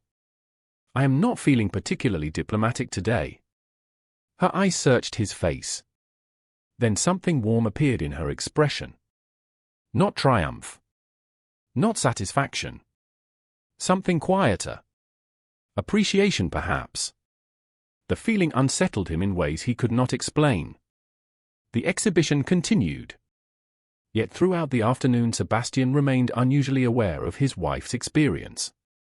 Every whisper. Every glance. Every assumption made at her expense.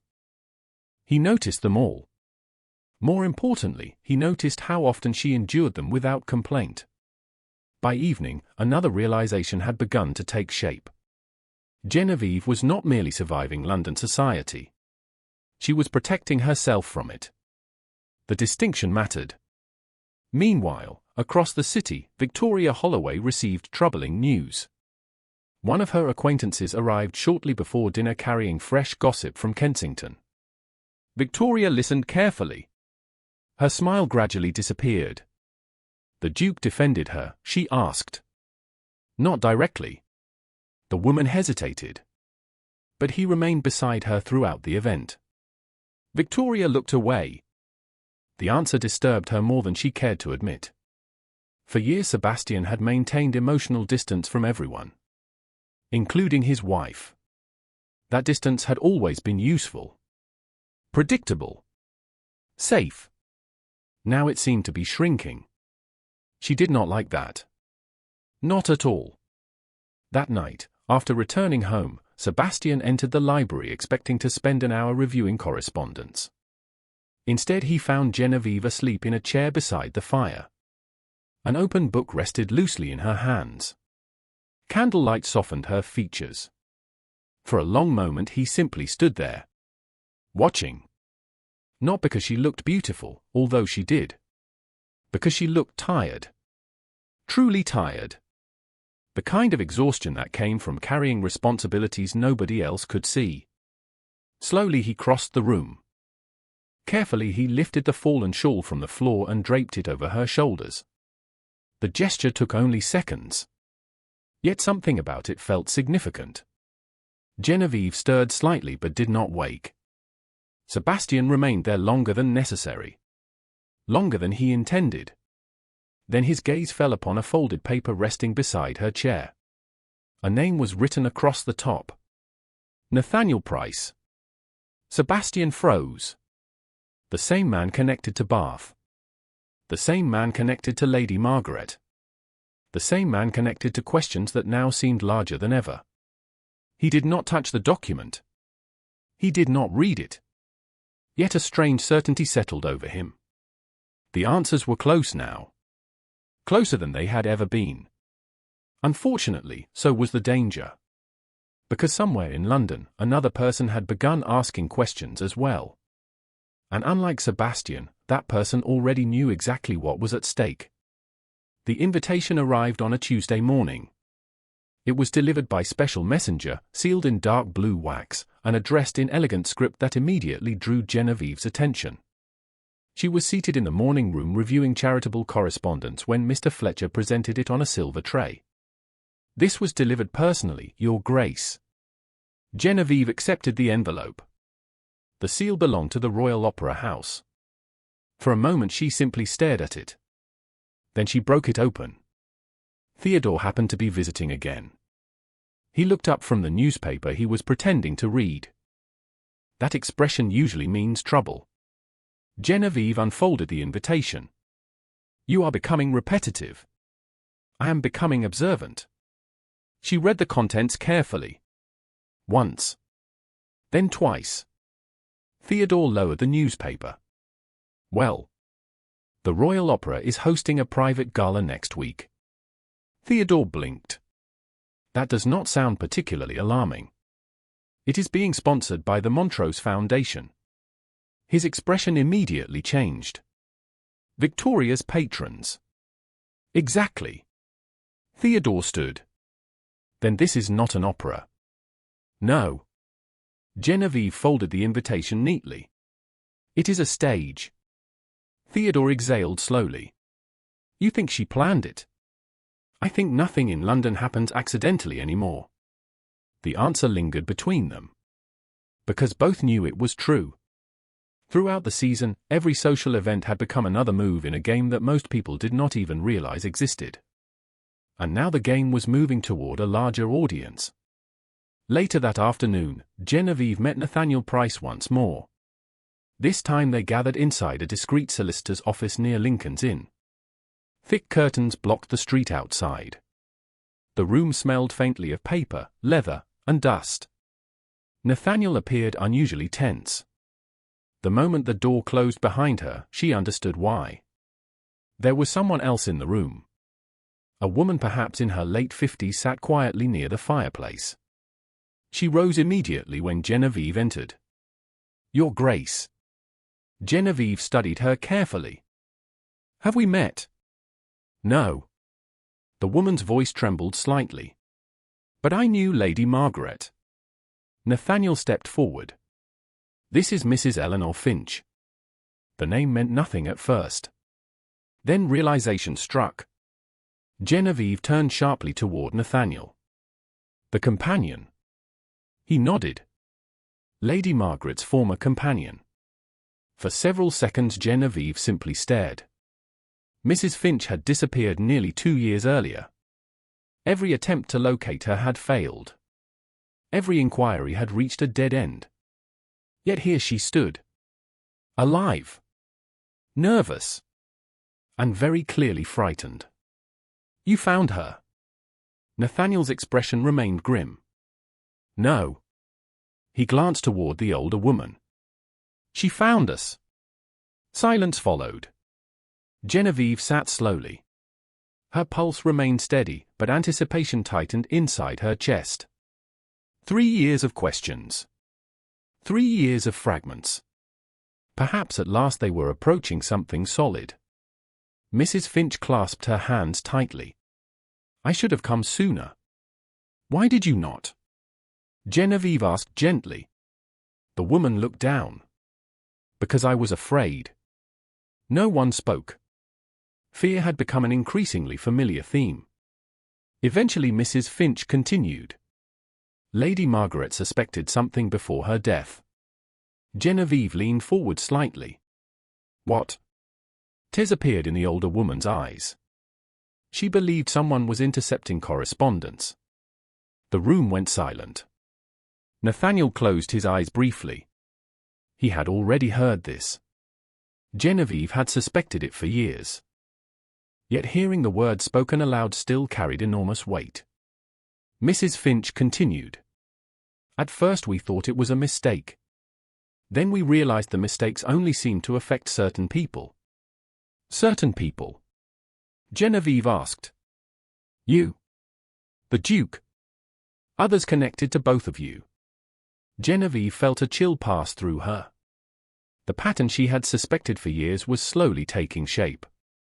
Mrs. Finch reached into her reticule. Carefully she removed a folded document. Lady Margaret told me to protect this.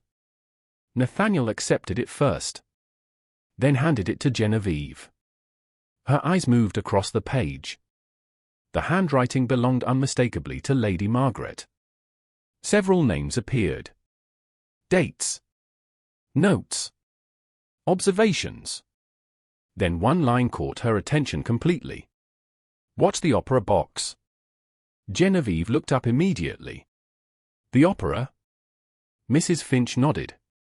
Lady Margaret believed meetings were taking place there. Between whom? The older woman hesitated. She never knew for certain. Genevieve looked down again. Watch the opera box. Suddenly the invitation waiting back at Ashcroft House seemed far more significant. Across the city, Sebastian was having a conversation of his own. He had spent the previous several days quietly examining old records. Not because he doubted Genevieve. Quite the opposite. For the first time, he was beginning to believe her. That belief brought uncomfortable questions. He sat inside his study reviewing archived correspondence when Mr. Fletcher entered. Your Grace. Sebastian looked up. Yes? The butler appeared concerned. There was a gentleman asking questions outside the house this afternoon. Sebastian's attention sharpened instantly. Questions about whom? The Duchess. Silence settled immediately. What sort of questions? Mr. Fletcher chose his words carefully. Questions about her movements. Her visitors. Her schedule. Sebastian stood slowly. And who was this gentleman? No one recognized him. The answer disturbed him more than he expected. For several moments he said nothing. Then he walked toward the window overlooking the street. Below, London moved as always. Carriages. Pedestrians. Delivery wagons. Ordinary life. Yet suddenly none of it seemed ordinary. Someone was watching Genevieve. The realization produced an emotion he had not anticipated. Anger. Not dramatic anger. Not explosive anger. Something colder. Sharper. Protective. Mr. Fletcher waited quietly. Finally Sebastian said, if anyone asks similar questions again, I want to know immediately. Of course, Your Grace. After the butler departed, Sebastian remained by the window. 3 years. 3 years she had carried this burden largely alone. 3 years of investigations, suspicions, and unanswered questions. And now strangers were watching her. The thought sat poorly with him. Very poorly. That evening Genevieve returned home carrying fresh information and growing concern. She found Sebastian waiting in the library. The sight surprised her. He appeared to be expecting her. Something happened, he said immediately. She stopped. You first. The answer surprised him. Then, unexpectedly, he smiled. Very well. Within minutes they were seated across from one another. For the first time in years, information flowed freely between them. No hesitation. No careful distance. No emotional barriers. Sebastian described the stranger.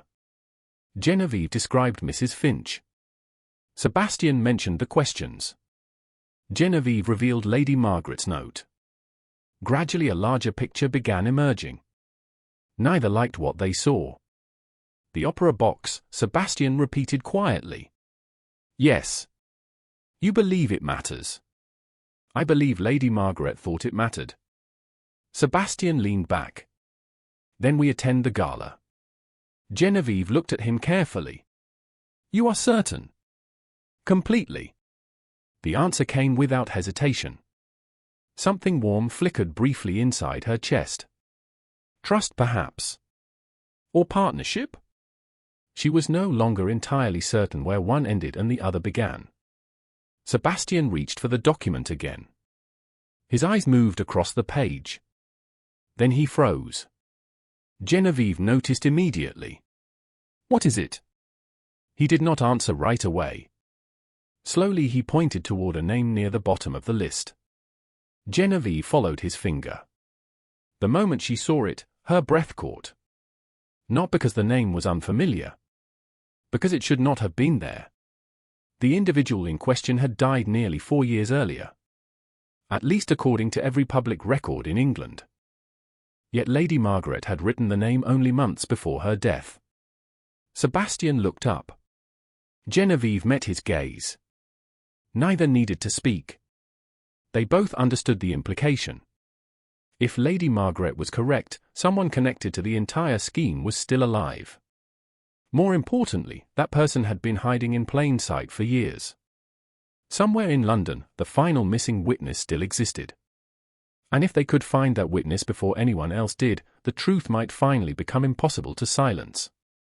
The night of the opera gala arrived beneath a sky the color of polished steel. London seemed unusually alive. Carriages crowded the streets leading toward the Royal Opera House. Lanterns glowed across the city.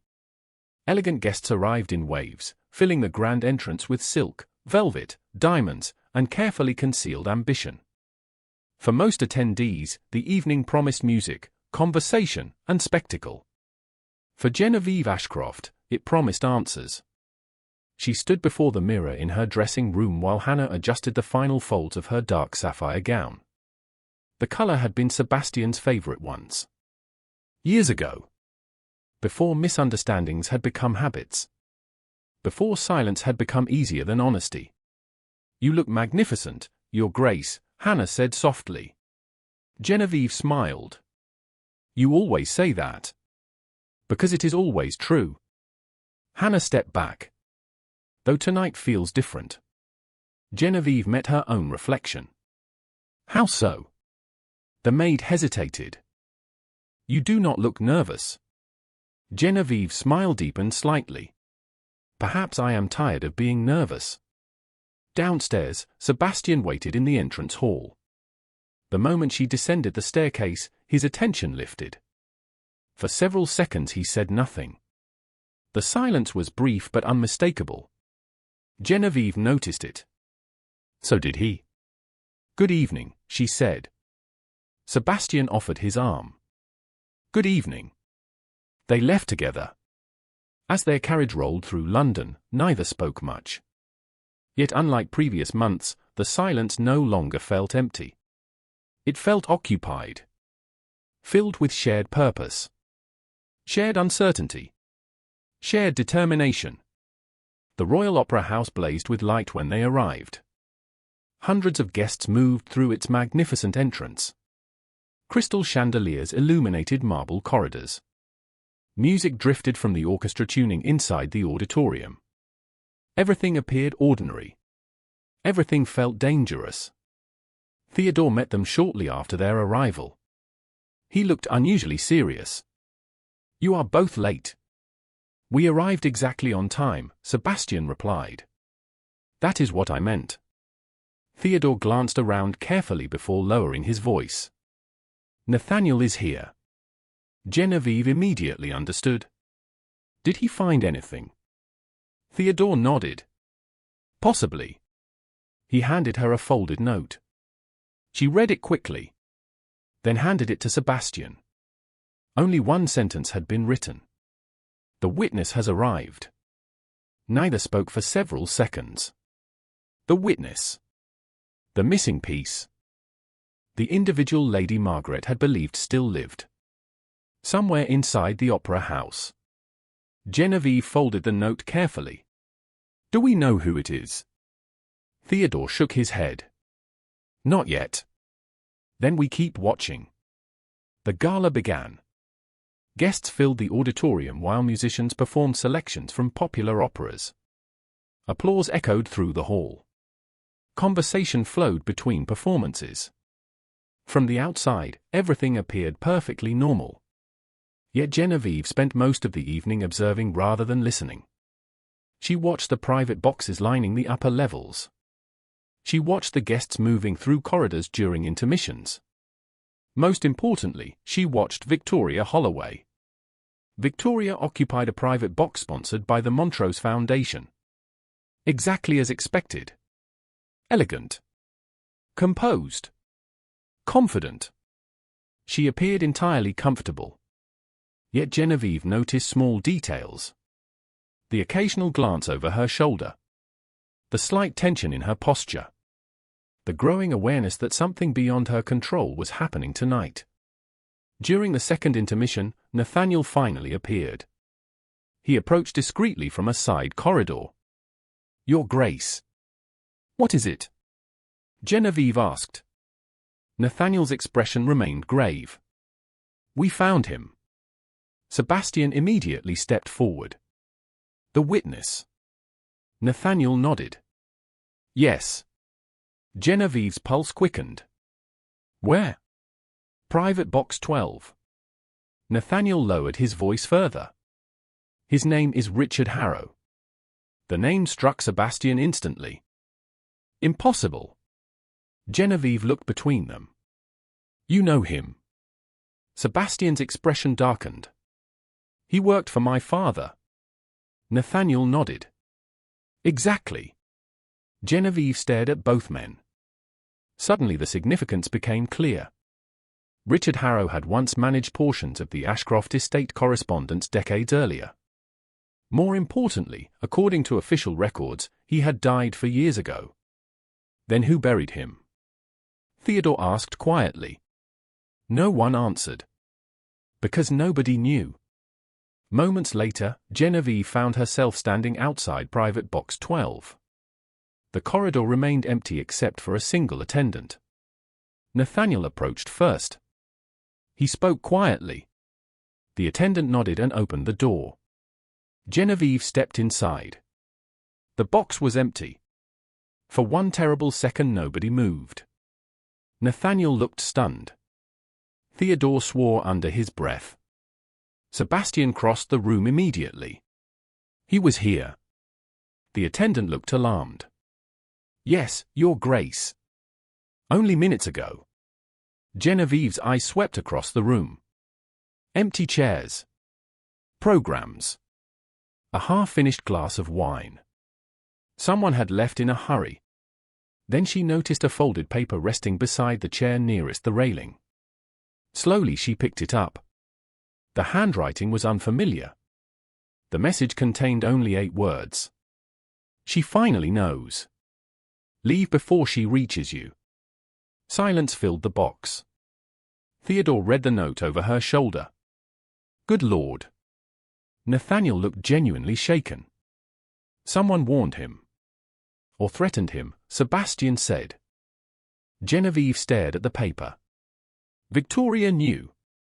The realization settled heavily inside her. Victoria knew they were close. Close enough to become dangerous. Close enough that someone had rushed to intervene. For several moments nobody spoke. Then Sebastian said quietly, "The game has changed." Genevieve looked up. "Yes." No more assumptions. His voice hardened. No more waiting. Something in his tone made Theodore glance toward him. The protective restraint Sebastian had maintained for years was beginning to crack. Not dramatically. Not recklessly. But undeniably. Before Genevieve could respond, movement in the corridor drew their attention. A servant appeared at the doorway looking pale. "Your Grace." Genevieve turned. "What is it?" "There has been an incident." The word immediately sharpened everyone's focus. "What sort of incident?" Sebastian asked. The servant swallowed. "Miss Holloway wishes to make an announcement." Silence followed. Then Theodore blinked. "An announcement?" The servant nodded nervously. To the entire gala. Genevieve and Sebastian exchanged a look. Neither needed to speak. Victoria was making a move. Publicly. Which meant she believed she still controlled the narrative. Moments later the auditorium buzzed with renewed excitement. Guests returned to their seats. Whispers spread rapidly through the opera house. Anticipation filled the air. Victoria stood at the center of a gathering near the stage. Elegant. Smiling. Perfectly composed. Hundreds of eyes focused on her. Genevieve remained near the back of the crowd beside Sebastian. Nathaniel stood nearby. Theodore looked ready for disaster. Victoria raised her voice just enough to carry. Thank you all for your attention. The room gradually quieted. I wish to express my gratitude for the kindness London has shown since my return. Polite applause followed. Victoria smiled. Some friendships remain meaningful no matter how much time passes. Her gaze moved deliberately through the crowd. Then stopped. On Sebastian. Murmurs immediately spread through the audience. Victoria continued speaking. Every word sounded innocent. Every word carried implication. Genevieve listened carefully. So did everyone else. Yet something felt different now. The crowd no longer watched Victoria with unquestioning fascination.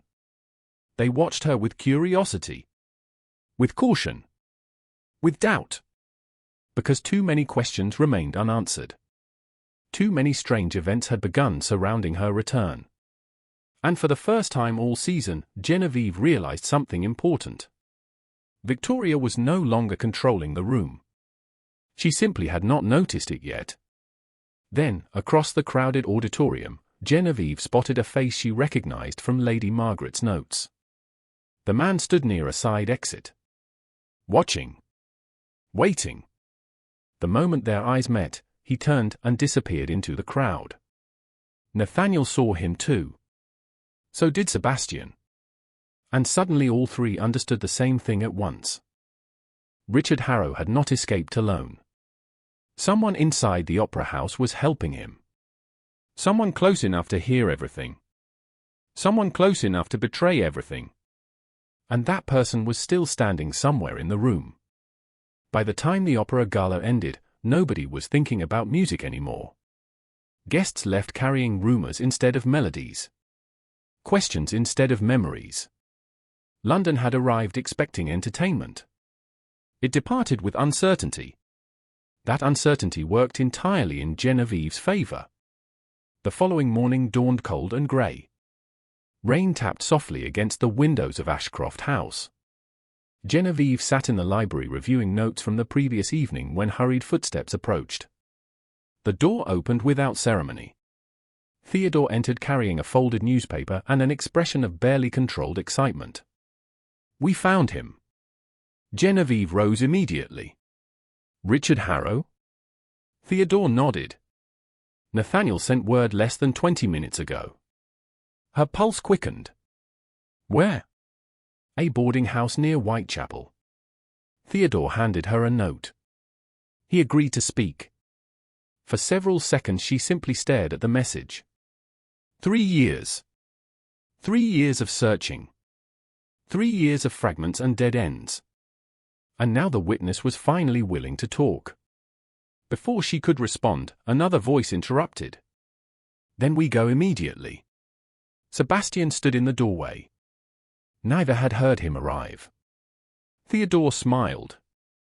I was hoping you would say that. Less than an hour later, the three of them sat inside a modest private parlor at the rear of a small boarding house. Nathaniel was already present. So was Richard Harrow. The man looked older than his supposed age. Thin. Nervous. Exhausted. Yet very much alive. The sight still felt strange. Officially, Richard Harrow had died years ago. Unofficially, he had been hiding in plain sight. Richard's hands trembled slightly as he looked around the room. I never wanted any of this. Nathaniel sat quietly. Genevieve remained calm. Sebastian's attention never left the witness. Finally Genevieve spoke. Then help us understand it. Richard closed his eyes briefly. When he opened them again, something had changed. Resignation perhaps. Or relief. Lady Margaret was right. Silence settled instantly. Richard continued. Letters were altered. Theodore exhaled sharply. Nathaniel lowered his gaze. Genevieve remained completely still. The words confirmed years of suspicion. Yet hearing them spoken aloud carried enormous weight. Who altered them? Sebastian asked. Richard looked toward him. Guilt flashed briefly across his face. Not me. Then who? For several moments Richard said nothing. Then he whispered a name. Victoria Holloway. No one moved. No one spoke. The room became impossibly quiet. Richard continued before anyone could interrupt. Not directly. At first she paid others. Messengers. Clerks. Anyone who needed money. He swallowed hard. Small changes. Small delays. Small substitutions. Genevieve felt her heart pound once. Hard. Then again. Years of distance. Years of misunderstandings. Years of silence. All built from countless tiny manipulations. Richard looked toward her. I am sorry, Your Grace. She said nothing. Not because she was angry. Because she suddenly understood how much had been stolen. Richard continued speaking. Once he began, the word seemed unable to stop. He described forged correspondence. Intercepted messages. Carefully timed delays. Financial records. Payments hidden through intermediaries. Nothing dramatic. Nothing obvious. Everything designed to create confusion. Doubt. Distance. Exactly as Lady Margaret had suspected. By the end of the explanation, Theodore looked stunned. Nathaniel appeared grim. Sebastian looked as though the ground beneath him had shifted. Then Richard revealed the final piece. She believed the Duke would eventually return to her. Genevieve lowered her gaze. Richard continued quietly. She said patience was all she needed. Sebastian's expression hardened. And you helped her? Shame filled the older man's face. At first I thought it harmless. Harmless? Theodore nearly exploded. Nathaniel placed a hand on his arm before the situation escalated further. Richard looked miserable. I was wrong. Yes, Sebastian said quietly. You were. Silence followed. Heavy. Uncomfortable. Honest. Eventually Richard reached into his coat and removed a packet of documents. I kept copies. Genevieve looked up immediately. Richard placed the papers on the table. Every transaction. Every payment. Every instruction. Nathaniel opened the packet first. His eyes widened almost immediately. Dear God. Theodore leaned forward. What? Nathaniel turned several pages toward them. There was no ambiguity. No uncertainty. Signatures. Dates. Financial records. Correspondence. Evidence. Real evidence. The kind that could survive public scrutiny. The kind that could not be dismissed as rumor. Genevieve stared at the documents. 3 years of questions had finally become answers. Across the table, Sebastian picked up one particular letter. The moment he saw the contents, his expression changed completely. Genevieve noticed immediately. What is it? He handed the page to her. Slowly she read. Then her breath caught. It was one of the missing letters. One she had never received. One Sebastian had written years earlier during the first difficult months of their marriage. Her eyes moved across the words. Every sentence felt like a ghost. Honest concern. Genuine affection. Vulnerability. Things she had believed absent. Things she had believed he never felt. Her vision blurred briefly. Not from tears. From shock. Slowly she looked up. Sebastian was already watching her. Neither spoke. Neither needed to. Years of misunderstanding stood between them. Yet suddenly they could see the shape of it. The truth had always existed. They had simply never received it. Theodore looked away discreetly. Even Nathaniel remained silent. The moment belonged to them. Finally Genevieve folded the letter carefully. I never saw this. Sebastian's voice was quiet. I know. Another silence followed. This one different from the others. Softer. Sadder. Yet somehow hopeful.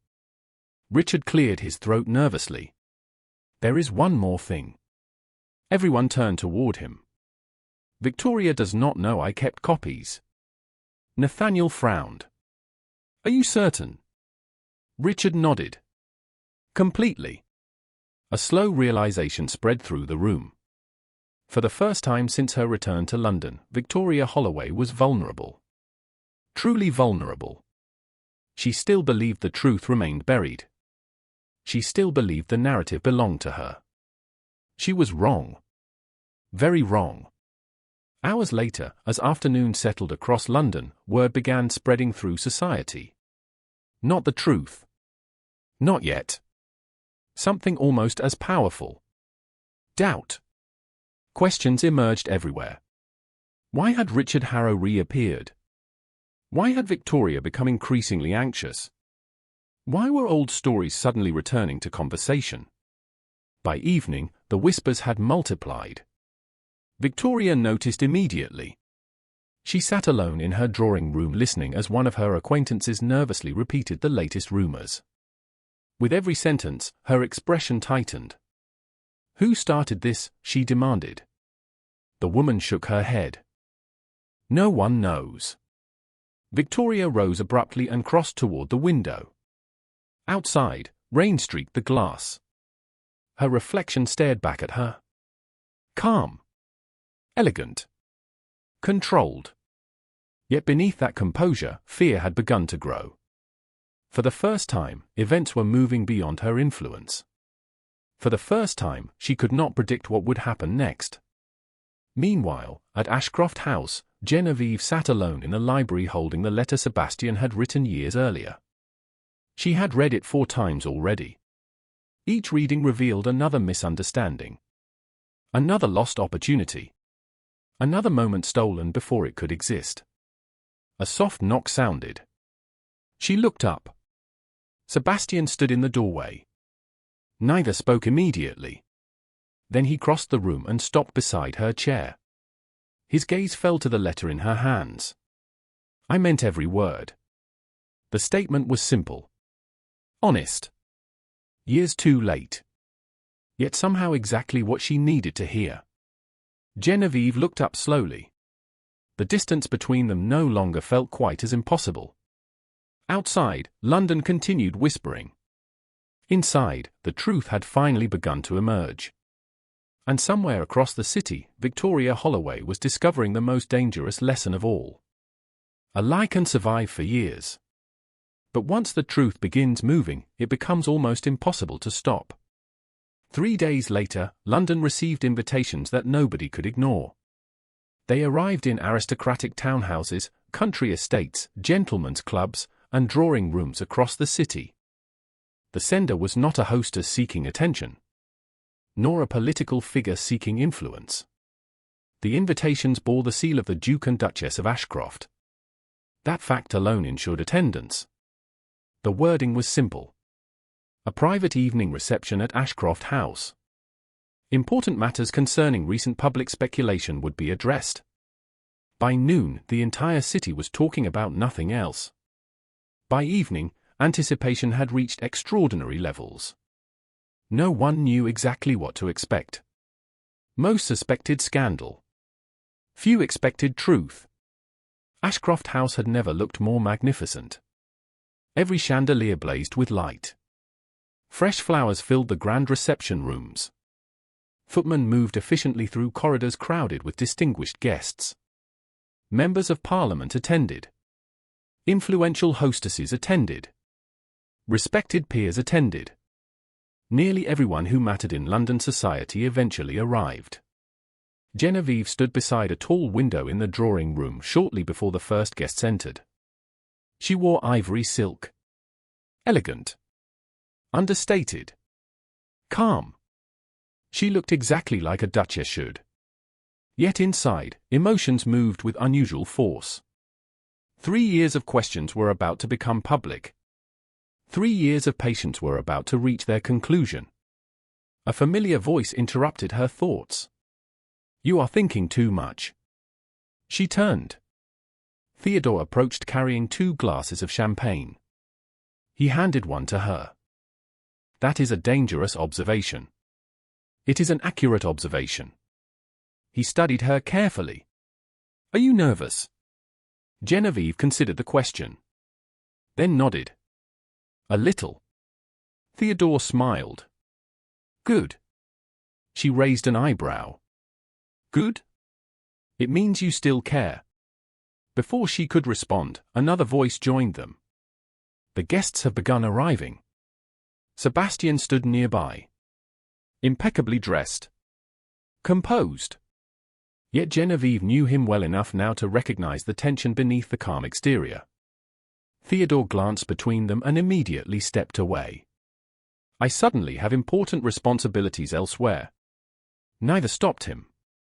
Once they were alone, silence settled briefly between them. Then Sebastian spoke. "There is still time to cancel tonight." Genevieve looked surprised. "You would cancel it?" "If you wished." The answer came without hesitation. Her gaze softened. "No." She shook her head. "It is time." Sebastian nodded slowly. "Yes. It is." Their eyes met. For a moment neither looked away. So much had changed. Not only because of the investigation. Because of everything the investigation revealed. Misunderstandings. Lost opportunities. Feelings that had existed quietly beneath years of distance. Then the first guests entered. Reality returned. The evening began. Within an hour, every major room in Ashcroft House was filled. Conversations flowed. Music played softly. Yet beneath the surface, anticipation dominated everything. Everyone sensed something significant was about to happen.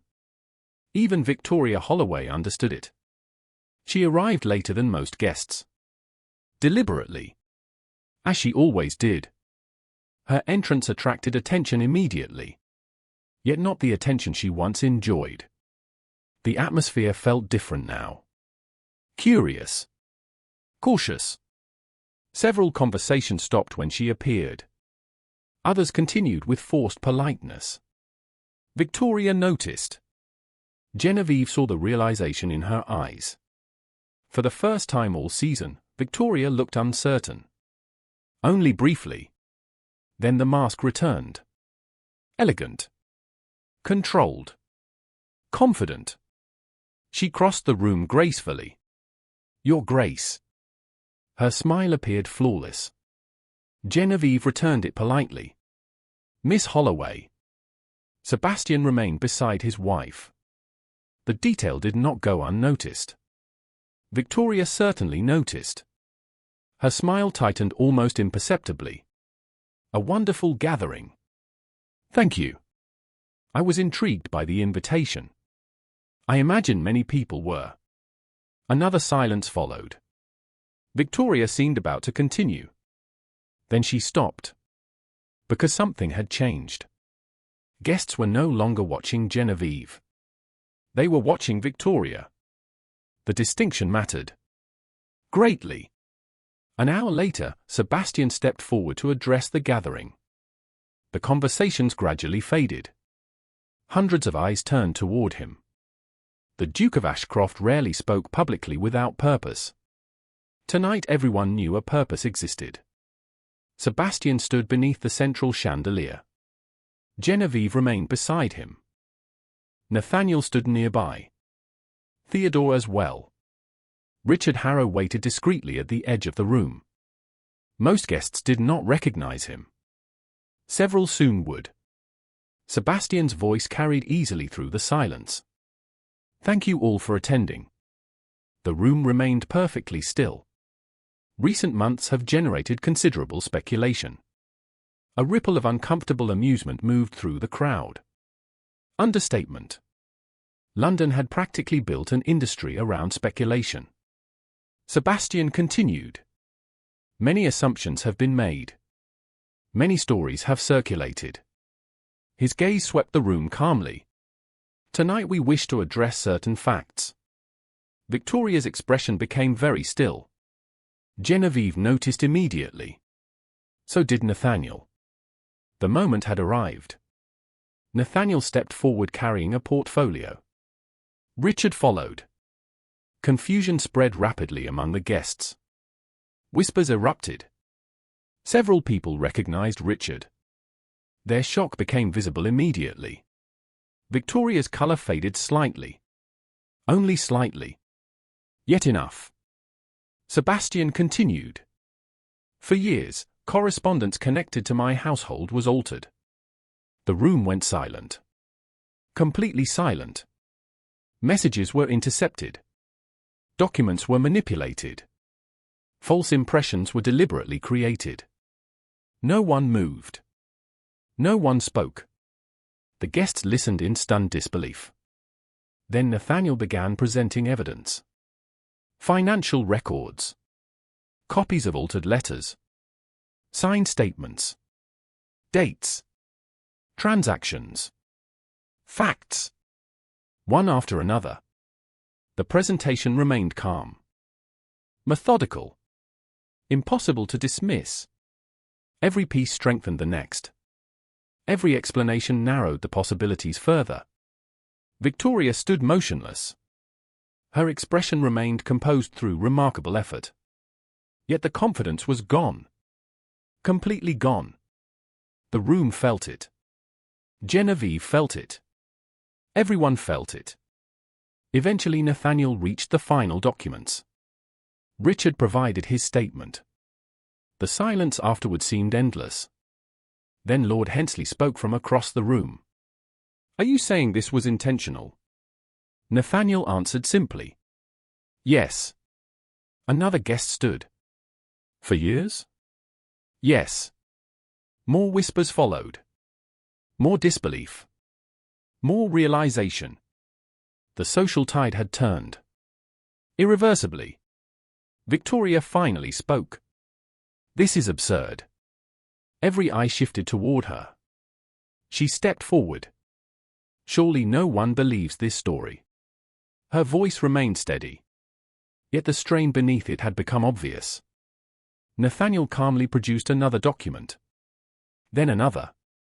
Then another. Each one weakened her position further. Victoria looked around the room. Seeking support. Finding none. Because facts are difficult to argue with. Especially when hundreds of witnesses are watching. The room no longer belonged to her. It belonged to the truth. And everyone knew it. Then Sebastian did something nobody expected. He stepped away from the evidence. Away from the discussion. Away from Victoria entirely.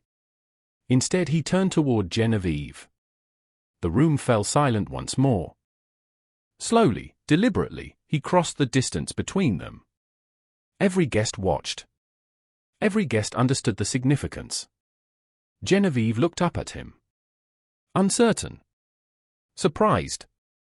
For a brief moment, Sebastian seemed unable to speak. When he finally did, his voice was quieter than before. Yet somehow stronger. There is something else I need to address. No one moved. For years, my wife carried this burden alone. His gaze never left Genevieve. She searched for answers when others preferred assumptions. Silence deepened around them. She showed patience I did not deserve. Genevieve felt emotion tighten unexpectedly in her chest. Sebastian continued. And she demonstrated courage long before anyone recognized it.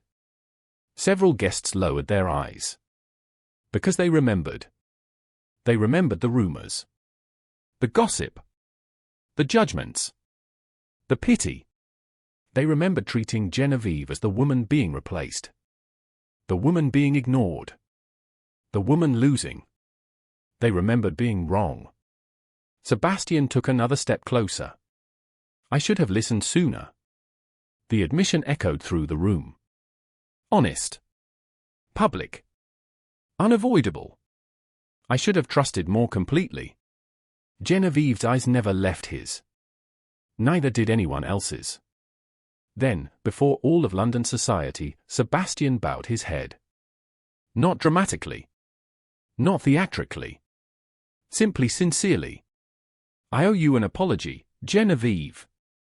A collective breath seemed to pass through the room. Because everyone understood what they were witnessing. Not scandal. Not humiliation. Validation. Public. Undeniable. Complete. And for the first time since Victoria Holloway returned to London, every person in that room knew exactly who had truly won. The silence that followed Sebastian's apology lasted only a few seconds. Yet later, many people would remember it as the longest silence of the season. Hundreds of guests stood motionless beneath the chandeliers of Ashcroft House. Some looked stunned. Others looked embarrassed. A few appeared deeply thoughtful. London society had spent months discussing Genevieve Ashcroft. Judging her. Pitying her. Speculating about her future. Now those same people were confronting an uncomfortable reality. They had misunderstood the story entirely. Genevieve looked at her husband. For a moment the room seemed to disappear. The guests vanished. The whispers vanished. Even Victoria Holloway vanished. There was only Sebastian. The man she had married. The man she had spent years trying to understand. The man who had finally chosen honesty over pride. You do not owe me everything, she said quietly. Her voice carried farther than she intended. The room remained silent enough for everyone to hear. Sebastian held her gaze. Perhaps not everything. A faint smile touched his face. But certainly more than enough. Soft laughter rippled through the crowd. Not cruel laughter. Relieved laughter. Human laughter. The tension that had dominated the evening finally began to break. Genevieve felt her own smile appear. Small at first. Then genuine. The expression transformed her face. Theodore noticed immediately. So did Sebastian. For reasons neither could fully explain, that smile felt more significant than any speech delivered that evening. Across the room, Victoria Holloway stood utterly alone. No dramatic confrontation followed. No raised voices. No public spectacle. Somehow that made the outcome even more complete. One by one, guests stopped looking toward her. Their attention shifted elsewhere. To Genevieve. To Sebastian. To the future rather than the scandal. Victoria understood what was happening. Society could be unforgiving. Not because it enjoyed punishment. Because it enjoyed certainty. And tonight's certainty had arrived. The narrative she had carefully built for years had collapsed beneath the weight of truth. She remained perfectly composed. Elegant to the end. Yet the isolation surrounding her had become unmistakable. Eventually she gathered her gloves and quietly departed. Few people noticed. Fewer cared. Nathaniel watched her leave from across the room. Then he looked toward Genevieve. For the first time since they met, genuine satisfaction appeared on his face. Lady Margaret would have enjoyed this evening. Genevieve laughed softly. She would have corrected everyone's grammar before enjoying it. Nathaniel smiled. That as well. The gathering continued for another hour. Conversations shifted. New alliances formed. Old assumptions disappeared. Guests approached Genevieve repeatedly. Some offered congratulations. Others offered apologies. A few attempted awkward explanations for previous behavior. Genevieve accepted each interaction with grace. Not because she needed their approval. Because resentment no longer felt necessary. The truth had already done the work for her. Near midnight, the final guests began departing. Carriages lined the street outside. Footmen moved efficiently through the entrance hall. Gradually Ashcroft House grew quiet once more. Theodore was among the last to leave. He embraced his sister before stepping toward the door. I should probably return home. Probably. Though I dislike missing the ending. Genevieve smiled. The ending already happened. Theodore glanced toward Sebastian, who stood several feet away speaking with Nathaniel. Then he looked back at her. No. His grin widened. I suspect the ending is just beginning. Before she could respond, he bowed dramatically and disappeared into the night. Genevieve shook her head. Some things never changed. Half an hour later, the house had finally fallen silent.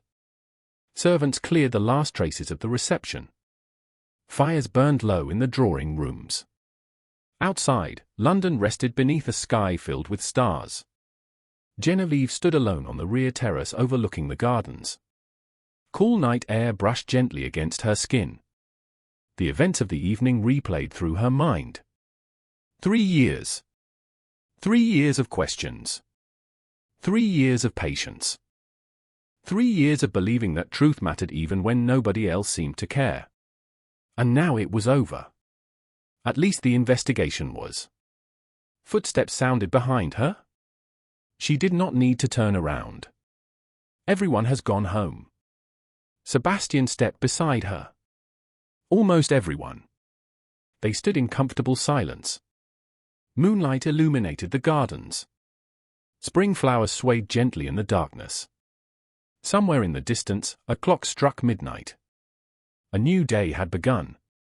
How are you feeling? Sebastian asked quietly. Genevieve considered the question. Lighter. That seems appropriate. And tired. That also seems appropriate. She laughed softly. The sound lingered between them. Neither seemed eager for it to end. Eventually Sebastian spoke again. There is something I have wanted to say for a very long time. Genevieve turned toward him. His expression had become serious. Yet not guarded. Not distant. Honest. Entirely honest. You can say it now. He nodded slowly. I know. For several seconds he searched for the right words. Then he stopped searching. I spent years believing I understood what happened to us. His voice remained calm. I was wrong. Genevieve listened quietly. I thought distance arrived naturally. He shook his head. I thought silence was inevitable. The sadness in his expression was impossible to miss. I never considered how much had been taken from us before either of us understood what was happening. Genevieve felt emotion tighten in her chest. Not pain. Not anymore. Something warmer. Something healing. Sebastian continued. I cannot change those years. No. But I would like to change what comes next. The words settled gently between them. Simple. Honest. Meaningful. Genevieve looked at him for a long moment. Then she smiled. That sounds suspiciously like a second proposal. Relief appeared in his eyes. Followed by amusement. Does it? A little. Sebastian stepped closer. Not dramatically. Not urgently. Simply enough to close a distance that no longer belonged between them. Then perhaps I should make it official. Genevieve's heartbeat quickened. Perhaps you should. He took her hand. Warm fingers. Steady touch. Familiar and unfamiliar at the same time. Genevieve Ashcroft. His voice softened. If given the opportunity, would you choose me again? For one brief moment, tears threatened. Not from sadness. From the extraordinary weight of the question. Years ago she had married a duke. Tonight she was answering a man. The difference mattered. Very much. She looked into his eyes. Saw sincerity there. Saw regret. Saw hope. Most importantly, she saw love. Quiet love. Patient love. The kind that survives mistakes and misunderstandings and difficult years. The kind worth fighting for. Yes, she whispered. Then she smiled wider. Though next time I expect fewer intercepted letters. Sebastian laughed. A real laugh. Unrestrained. The sound made her heart ache in the best possible way. That seems reasonable. Good. Neither moved away. The garden remained silent around them. The city slept beyond the walls. The future stretched ahead. Uncertain perhaps. But finally shared. After a moment, Sebastian lifted her hand and pressed a gentle kiss against her knuckles. The gesture was simple. Respectful. Full of meaning. Genevieve closed her eyes briefly. Not because the story was ending. Because it finally felt complete. The following weeks brought predictable consequences. Victoria Holloway quietly left London. Society quickly discovered new subjects for its attention. Nathaniel returned to his legal work. Richard Harrow provided additional testimony and disappeared into a much quieter life. Theodore continued offering opinions nobody requested. Ashcroft House remained exactly where it had always stood. Yet somehow everything inside it felt different. Months later, during a summer gathering in the countryside, Lord Hensley approached Genevieve while she stood beneath a flowering arbor. The elderly peer smiled knowingly. "You seem happy, Your Grace." Genevieve glanced across the lawn. Sebastian stood speaking with guests nearby. As if sensing her attention, he looked toward her. Their eyes met. The familiar warmth remained. Stronger now. Easier. Real. Genevieve smiled. "I am." Lord Hensley followed her gaze and nodded. "Good." Then he added quietly, "Justice does not always arrive quickly." Genevieve watched Sebastian begin walking toward her. "No." Her smile deepened. "But when it does, it is worth the wait." And for the first time in many years, there were no more questions waiting in the shadows. No more missing letters. No more hidden manipulations. Only truth. Trust. And two people finally choosing each other with open eyes. In the end, that proved far more powerful than any scandal London had ever imagined.